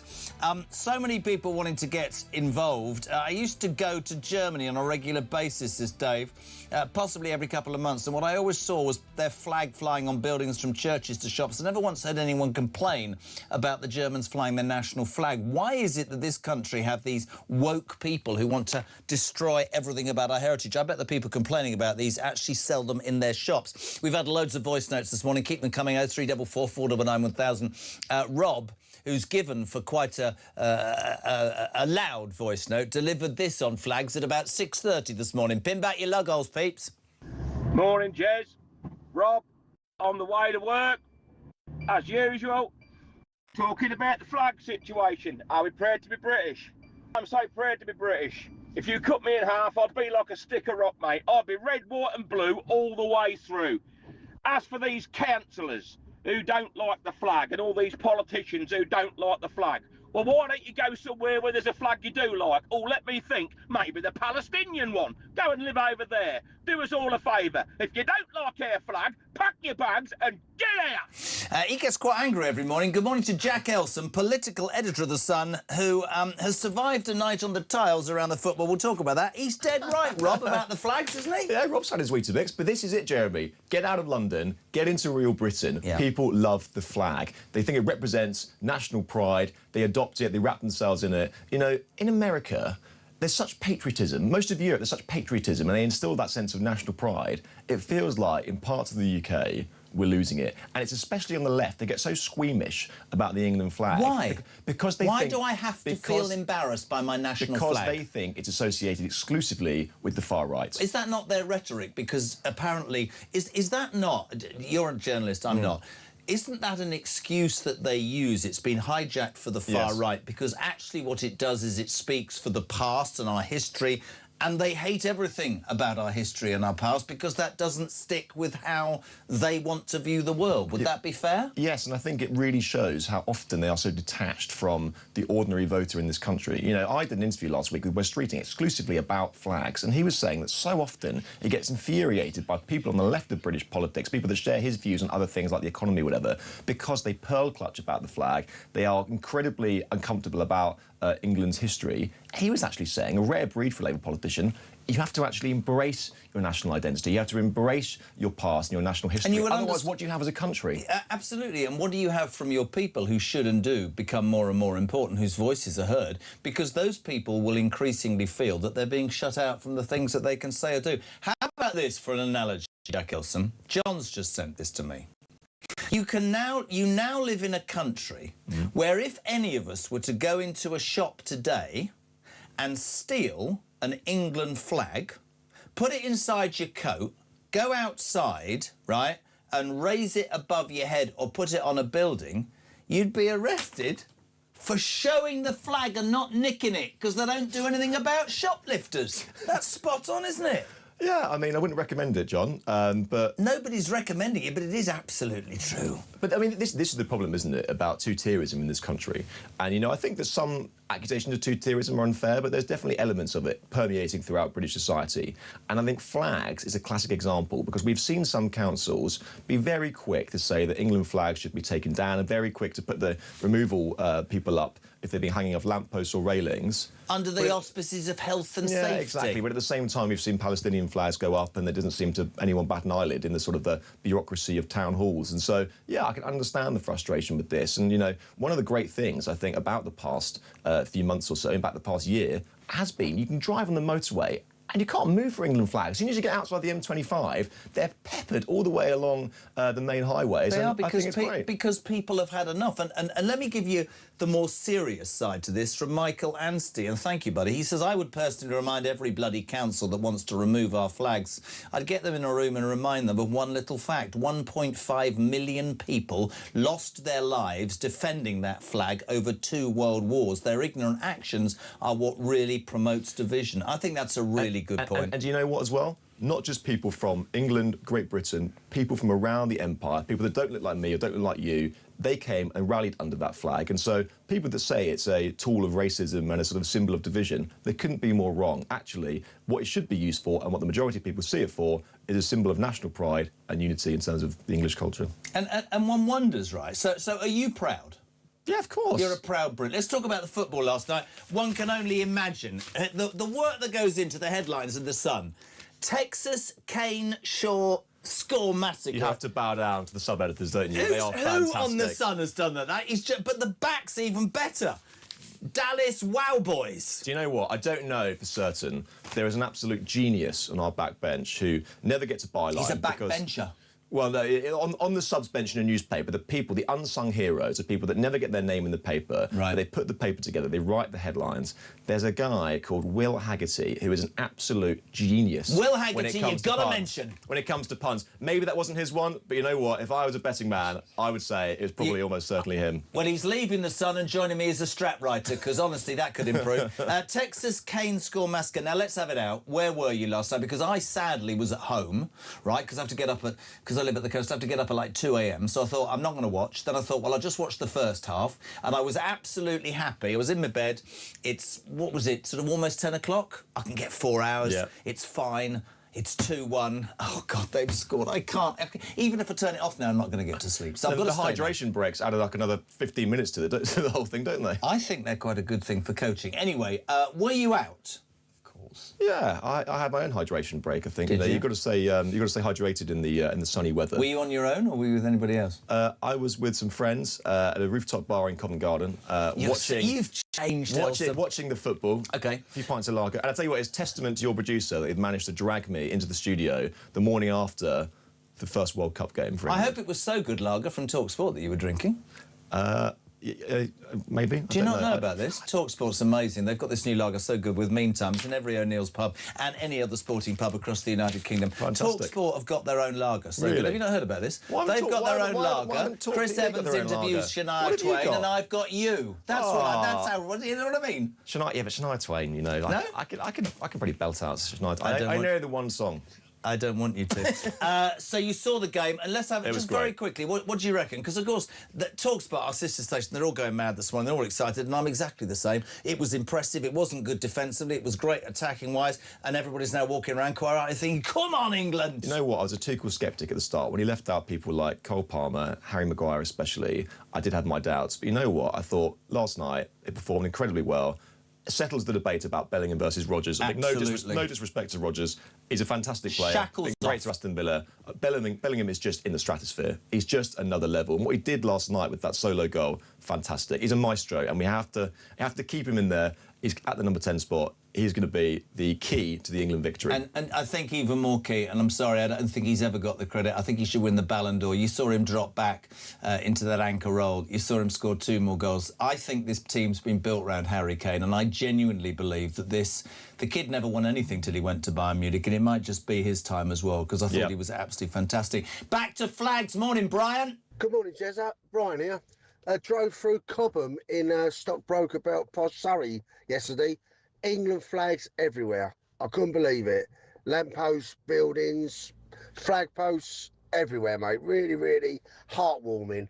Now, regarding banning flags, if the Lib Dems and the Greens say it's because it distracts people driving, I'd like to see where they've gone to court to stop roadside advertising, because that's what advertising does, takes your mind off the road.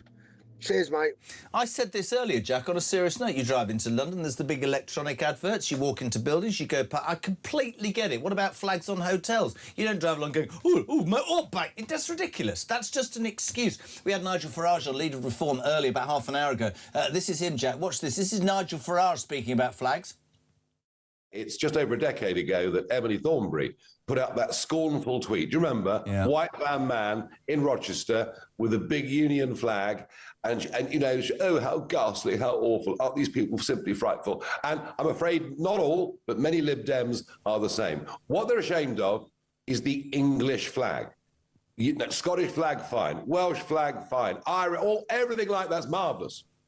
But no. We can't be English. And this has been going on for a long, long time. Raise the Colours has been both English flags and the Union flag. Do you know what? I absolutely love it. When I arrive somewhere and see the flags going into a town, my heart leaps. I think it's wonderful because we've actually put up with half a century of being told that somehow our national flag is a symbol of oppression and all that is bad. And these sort of upper middle class chatterati want to ban it. Now, I think if Oxford should do this, they will find themselves, and Bristol, they'll find themselves completely and utterly defied. People will literally just defy this. And you know what? If people have moved to this country and they don't like our flag, I've got a really simple idea. Go back to where you came from. Do you ever fear about being arrested because of the socks you wear, Nigel Farage? Well, I do. You want to see the underpants? Oh, dear, no. There's a thought. Wow. But I tell you what. That's put me off my quest.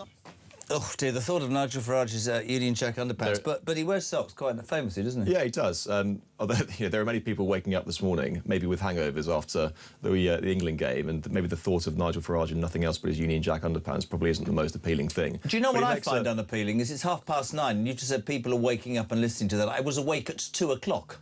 Yeah, well, you were. Well, you've got a very unique job, whereas I think that to be fair, the majority of English people today will be going into work, unlike the Scots, may I add, who had an hold on, now we're being divisive. What are you saying? Who had an entire day off on the last Monday, after their first World Cup game, which was 2 a.m. on the Sunday. Sorry, they were given a day off? Yeah, John Swinney gave them a bank holiday. So they had their first game against Haiti, 2 a.m. Sunday. Right. They had all of Sunday to recover. Yes. They were then given all of Monday to recover as well. Right. And then obviously they came into work on Tuesday. That'll be the next thing, won't it? Should we have a bank holiday if England... I've got news for you. Breaking news here on Tour Breakfast. My colleague Sophia Slay has been out at the G7 summit with Keir Starmer and asked him this exact question, because when he was leader of the opposition, he said, if England ever win the Euros, the World Cup, we should be granted a bank holiday. So she asked him that again. And he left the door open, I think is what we say in journalistic language. He didn't shut it down. He said he didn't want to jinx it. But I think that's hope. If we weren't in Purdah, there's so many lines, but we're not doing anything to do with politics today. But in terms of football, I think, and I could be totally wrong, I just want, the analogy of go for broke, nothing to lose, just throw off the shackles. Yes. In terms of what Nigel just said, though, on a serious note about flags, I think it's one of those things that people... Again, Jack, the silent majority are really, really, really, if you like, wanting to be heard on this. I think they're sick to death of useless excuses about how apparently it's divisive and wrong. I think people have every right to be proud. Every right. Yeah, you're right. And I mean, I think you are correct. It is the broader majority of the public who are definitely behind this. You know, Oxford, Bristol, where these flags have been taken down, they've long been hot dens of wokery because they've got massive student populations and therefore they're more likely to throw up Green Lib Dem councils who hate the flag, you know, and they Why do Liberal Democrats hate the flag? Explain that to me. Why is that? Because they are uncomfortable about the link to the far right as they see it. Now, obviously, any normal person would say that's totally unfair. Just because Tommy Robinson or any other sort of, far-right person goes on a march waving the flag does not mean that it's his. Does not mean that it's his to own. You know, there are many people who can get behind the flag. It's our flag. It's the nation's flag. It shouldn't be one person's flag. And what they actually risk doing is surrendering the flag to people they dislike if they don't embrace it. So it's a double fault on their part. And what you can only hope is that there has been this pushback. Clearly, the flag, in some regards, is being put up as a protest symbol. We know that. People are incredibly, deeply unhappy with many elements of this country, which I won't get into now because obviously we've got a ban on politics. But there is that, I think, resistance rising up, and there is that. I think the silent majority are ready to be heard. I think the silent. Right, listen, we're going to go to a break. I'm going to give you some warning. We're going to talk about Question Time. Have you ever been on Question Time? I've been on any questions. I've never been on Question Time itself, no. I bet your predecessor was. Morning, Sarah. Morning, Jezza. Great show. Just listening to your conversation with the wonderful James Price. And, he took the words out of my mouth. These silly woke councils, and it doesn't really surprise me that it's Oxford and is it the Bristol area, did you say? Doesn't surprise me it's them. But, making it law not to fly the flag and all the rest of it. Bloody ridiculous. I'm sorry. And he's absolutely right. If I was Prime Minister, which is highly unlikely, I would make it an absolute matter of fact that our flags were flown on every single building and make it absolutely clear we are reclaiming our flags from the scumbags that have used them against us, really.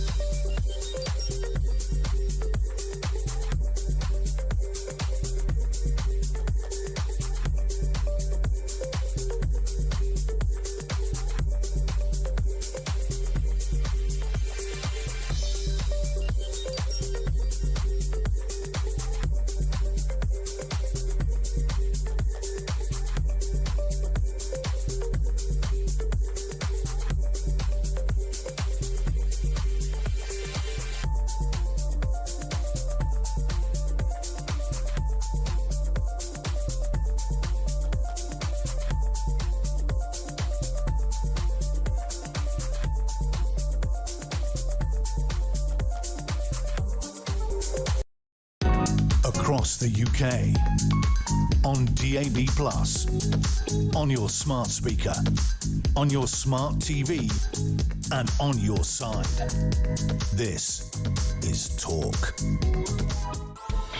Welcome back. 20 minutes to 10. We're live across the United Kingdom. We will talk, of course, the home of common sense and the home of the alarm clock. Brit, Julia Hartley-Brewer from 10, Ian Collins from 1, and Kev O'Sullivan on Drive this afternoon. If you want to be part of our show, 0344 499 1000. We've talked to the legend that is Jack Elson, political legend of the Sun. Good enough to be here with us this morning.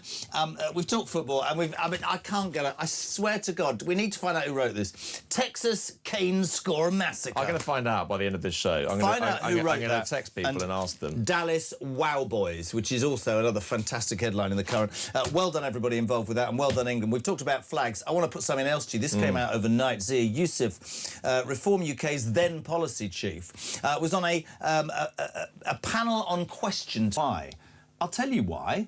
Because we're forced to pay £170 a year to our state broadcaster, who I've always believed we should have, but with any sort of spectacles on, you would look at them and say that their output is increasingly biased. It is not as an unbiased state broadcaster should be, and that is another example. And what it does, Jack Elson, is it fuels the debate that it's too expensive, it's not answerable, and it should be changed. And I just think they shoot themselves in the foot the whole time. Yeah, and there's this sort of arrogance at the BBC that they have this sort of God-given right to have viewers, to have an audience, and to have our money. And, examples like this, I think, just one, erode public confidence in the BBC, but also feed into the worst allegations against the BBC that they are stuffed with liberal left metropolitan bourgeois who actually, sort of don't turn a blind eye to this sort of stuff. And, the allegation which Zia Youssef is making, that these two were plants in the audience, that is totally baffling. How could that go through? The editorial checks that you would think, they employ enough staff to go through that. So, what happened here? And I think that there will have to be questions to be asked about what happened in this programme, whether heads will roll, who knows or not. Zia Youssef clearly gunning for it at the moment. But I think most right-minded people who watched that programme, and I remember watching it at the time, it was a good, lively debate. Then you have 2 illegal migrants in the audience asking these questions, later transpires their plants. People who pay their 170, 180 quid a year, whatever, are going to be having their head in their hands in this one. I think you make a really good point, that there's sort of so much of the, or so many of the people who would say the BBC's great and the flag's divisive seem to not be able to hear the screaming noises from the silent majority. The BBC is funded, without having to justify itself, by the British people. If British people's confidence in the BBC stops, and I'm not, by the way, in any way saying that anybody should or shouldn't do whatever they do about their licence fee, but all I want, and I think this would right the problem straight away, is for them to be on the level playing field that the rest of us are on, because there are plenty of good programmes. People will come on from the BBC and they'll say, well, what about this? Traders, what about our news output? What about BBC World Service? Fantastic, and I've lived abroad and I've listened to BBC World Service. But that doesn't justify anymore this sort of unparalleled belief that we're there, we'll push our agenda, we'll get more and more money out of you people, and I would love to know what would happen if the BBC had to prove the popularity of its programmes, and that would be the only way it would survive. I'm going to say 2 things. One, the BBC employ literally thousands and thousands of journalists, and the output for which they do that in terms of their exclusive story getting, I would say, is something to be desired. Often you say, and I know many good people who work at the BBC, I'm friends with lots of them, but they do seem to leech off stories by newspapers all the time, hardly ever give us credit for it. You know, The Sun will put in, legwork beyond you can imagine, getting stories over the line. The BBC often then just leeches them without any credit, which I think is beyond the pale. But also, what you often get as well is think about Call the Midwife, think about Line of Duty. No one is saying these aren't fantastic programmes. You could say the exact same thing with HBO, with Sky, with other, with Apple TV, with Netflix, and they have to cut their own cloth, stand on their own 2 feet. Hasn't mentioned talk at all. I'm talking about entertainment programmes. I'm talking about entertainment programmes. I am. Do you know what? Brilliant. I'm so with you, and that argument. Yes, we've got 2 or 3 really good programmes. Yeah, you have. But that doesn't continually justify what many people believe is. Look, for me, the BBC Question Time, and I thought Nigel nailed it when he said, when I first won it 27 years ago with David Dimbleby, it was a hotbed of debate. It's fixed, and the language and the direction is patently in a certain way. Now, that's fine if the BBC say we're left-leaning, which I think Talk does. They say we're a little bit to the right. I think it's quite honest, like the Sun newspaper. But, I sat here the other day, and in all my time sitting here, I don't think I've ever been more shocked. It was the morning of the horrendous story of Henry Novak, that kid who'd been stabbed to death by Vikram Digwa, and all the story came out. And I sat here you were on holiday, Christian, from 6 till 6:43, and it's in my mind, right, because I absolutely was appalled. And from 6 to 6:43, the BBC did not mention that story at all. Now, I'm not going to sit here and say, oh, why didn't they? Because they might upset. I'm not saying that, right? What I'm saying is that's not doing what I as a punter want. And you know what? That leads people to watch the independent media, if that's what, I don't know, not the mainstream. That leads people to look on their phones and get their news that way. And you're right when you say, papers like The Sun that lead the way in investigative journalism in the past have been criticised, but most of the main networks, right? They leech that story and they blow it up in another direction. And there, of course, should be a place for the BBC, but I wonder whether they get their fingers out if they had to justify to us all how good their journalism was and made it, those programmes, Question Time, a debate. A debate of all sides that we can all get involved in. Exactly. And I have to say, when you go on some of these political programmes with the BBC, it does seem often that the audience skews one way. I mean, when I went on Any Questions a few months ago, it seemed that everyone in the audience was a sort of a liberal lovey, and anything you mentioned about, illegal migration and how many people in the country are, for example, quite fed up with it, it was met with a wall of boos. And so, listen, I'm not saying that, they've stacked the audience with whatever, because I don't think they have, but it does seem Really? Well, listen. How was it met with the stack of his? Robert Jenrick told me that he did it, and every time he spoke, there was dead silence. Well, at least you need to cross. But do you know the irony? Can I just say that? Can I say the irony of that is that we live in a society, and I've done television where now it's box ticking that you've got to have certain groups, and we talk about that the whole time. Well, why aren't there certain groups who feel certain ways that aren't seen as mainstream? I don't know the whole thing. Right, we're going to be taken on by 2 voice notes. Oh dear. Come on then. Donna, good morning. Hi, this is Donna from Manchester. It really, really winds me up when they blame everything on health and safety. I'm a health and safety manager at graduate level. There is no reason you can't fly a flag unless, obviously, it's below a certain height and people could walk into it. But it's absolutely ridiculous. It's the same with snowballs in the playground. It's absolutely ridiculous that they blame everything on health and safety. Tell them to show you the regulation, which regulation states you can't fly the flag. Okay, bye. Sorry, listen, health and safety, I admire her for making the call. Unless you can walk underneath it and it might hit you on your head. I've never known a flagpole only 5 foot high sticking out of a building, have you? It's also a flag. If a flag hits you, it's a flag. It's as light as a feather, isn't it? If a flag brushes you on the head... That's because you're a hard man. Well, that is true, you know. Is a flag a divisive thing? 0344 499. Now, the bank holidays also caused a bit of an argument. Right. Cheryl, good morning. Good morning, Jeremy. Just phoning in from Edinburgh. Just thought your guest would like to know that the majority of in Scotland did not have the bank holiday after the game. The GPs took it. Some schools got it, but in our area, no, all the schools were in. Most people were at work. I think the government took it. But then maybe that's not the worst thing for the Scottish Government to be off and can't do any more damage. But no, it wasn't a national bank holiday as everyone seems to think. Thank you. Sorry, Cheryl is correct. It's for government employees, wasn't it, and public employees. Sorry, that makes it even worse. So thank you very much indeed for coming and watching your team and buying all your drinks and having a good time. We, of course, in government buildings are totally stressed and we're going to have to... Well, they didn't sound like that because they're from Scotland. And they're off.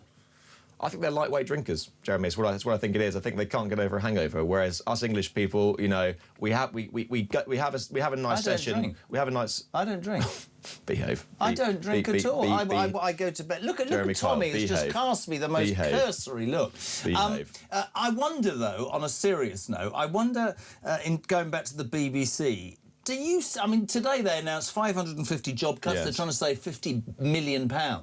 This new Britain, isn't it? It's called Britain. I think that's quite funny that the new Director General's called Britain. Should we call him Great? I fear, genuinely, that the BBC don't get people's anger with how it is. My colleague Ryan Saby, you know, he sends all these emails out to staff in the morning, these all-staff emails. My colleague Ryan Saby says it should be called Good Morning Britain. Quite funny, isn't it? No, not really. So who he sends them out? He's been doing these all-staff emails, hasn't he, recently? Hence the one that came through yesterday about the 500 job cuts. Not to you, but to the employees of the BBC. Why don't I get one? I get one from Christian saying this is the main news of the day because he's brilliant. Guys, I stopped watching Question Time 10 years ago due to BBC bias. I was 11 in 1977 and won a mug for Best Crown that I made myself at our street party. Happy days. Good morning to Dave Shine. No. The BBC has form on this for a long time. Remember 9/11, an absolute hostile crowd to the USA, so much so that the US ambassador was in tears, says Dave. Great show, JK. If flying the flag is associated with the far right, fascism and racism, then why should any government minister, it's a good one, be allowed to hold a press conference with it behind them without being called out? Last year at the Liberal Democrat Party conference, they were all waving the cross of St George. Surely their supporters haven't seen anything quite as frightening since the Nuremberg rallies. But, I mean, it's true. I drove down the Mall this morning. There's Union Jacks everywhere. So what are we saying? People on council estates shouldn't fly flags, but it's all right for government buildings to have them. I think people don't like them in public spaces, which seems so bizarre, because if you go to any other country, they have them. And it just seems like there is this squeamishness and pearl clutching specifically about the Cross of St George. It doesn't seem to be much of an issue anymore with the Union Jack, although even for a while that was, you know, sort of seen as a divisive figure by some parts of as Nigel Farage called them, the sort of the North London Chatterati. But, you know, the England flag now, for some reason, in these corners of society, does seem to evoke this almost like, you know, repulsive symbol. The majority of the country are totally not on board with that. The majority of the country love it. When I was chatting to Wes Streeting, he was saying in his part of London, there aren't many St George's flags, but he's been doing this big tour around the United Kingdom, chatting to people, and he was amazed, where he literally said it was worlds apart, you know, how this symbol is viewed. You know, go to I think more politicians should get out of the M25 bubble. Yep. Will British Airways be told to repaint their logos on their planes, says Peter Mack. Interesting. Talk the silent majority, David in Grimsby. Our tolerance is wearing thin. I'm proud to be British. Jeremy, I'm from Leicester. You should see how many Palestinian flags are flying in our city, says Mo. Chris from Bury St Edmunds. What's the difference, can you ask Jack Elson, from flying an English flag and wearing an England shirt to a football match? Well, exactly. And do you remember that last year when Gary Neville came out and said, oh, you know, I hate all these England flags coming on my building site and my hotels, and I told them to take them all down. And this is a man that's walked out on the pitch wearing an England flag on his chest. Absolutely. We can only say, he did go out last night, he's a top man, Jack Elson, a political edge of the sun. We love you very much indeed. If you missed it, this was Nigel Farage earlier about flags. Have a listen. It's just over a decade ago that Emily Thornberry put out that scornful tweet. Do you remember? Yeah. White van man in Rochester with a big Union flag. And you know, oh, how ghastly, how awful. Aren't these people simply frightful? And I'm afraid not all, but many Lib Dems are the same. What they're ashamed of is the English flag. Scottish flag, fine. Welsh flag, fine. Irish, everything like that's marvellous. But no. We can't be English. And this has been going on for a long, long time. Raise the Colours has been both English flags and the Union flag. Do you know what? I absolutely love it. When I arrive somewhere and see the flags going into a town, my heart leaps. I think it's wonderful because we've actually put up with half a century of being told that somehow our national flag is a symbol of oppression and all that is bad. And these sort of upper middle class chatterati want to ban it. Now, I think if Oxfordshire do this, they will find themselves, and Bristol, they'll find themselves completely and utterly defied. People will literally just defy this. And you know what? If people have moved to this country and they don't like our flag, I've got a really simple idea. Go back to where you came from. Do you ever fear about being arrested because of the socks you wear, Nigel Farage? Well, I do. You want to see the underpants? Oh, dear, no. There's a thought. Wow. But I tell you what. That's put me off my quest. Yeah, I'm quite off my coffee. Talk breakfast, back in a tick.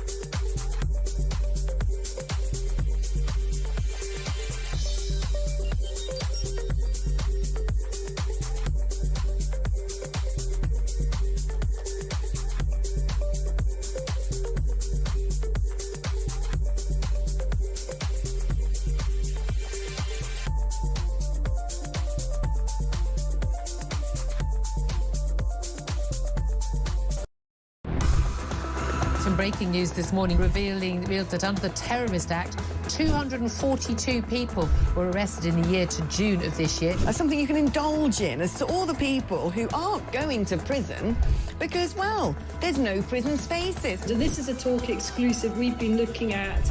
I said, you take these cuffs off me and speak to me like a human being rather than a common criminal.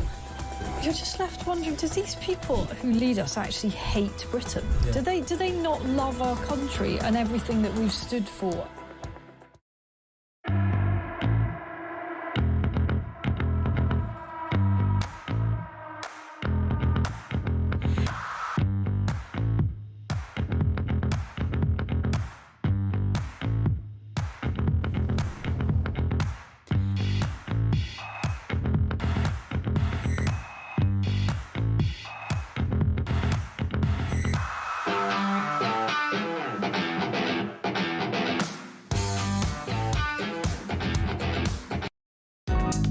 across the UK. On DAB+, on your smart speaker, on your smart TV, and on your side. This is Talk. Welcome back. Flags and question time. Helen, good morning. Morning, JK. Helen in Knutsford. As far as the TV licence is concerned, I don't watch anything anymore on the BBC. I used to love MasterChef, but since they got rid of the ace presenters, I don't like it, so I don't watch it. I don't watch anything else on the BBC either. I do feel as if the BBC, when they do a documentary or some kind of a show with a studio audience, as you were talking about before, it's like there's a point they want to prove, there's an agenda, and so the conclusion is whatever they want you to think. And I know because I've been on a documentary. It was called Arrange Me a Marriage. They tried to get my mum to wear a sari, by the way. She totally refused. Wow. This is not a plant. This is Julia Hartley-Brewer. You are genuinely Julia Hartley-Brewer. The real one. You haven't been put here by some migration charity, have you, just to come up with some sort of argument? What I love is they didn't think it'd be found out. Is that the whole, yeah, there's just going to be someone who's turned up on a boat and then they're just going to randomly know about question time. I don't want to name this person, but there is a presenter who lost their job for using fake guests, if you remember, some years ago. That is very true. That is very true. You know, it is bizarre. I'm going to say, when I saw the news that the BBC are also going to be scrapping a load of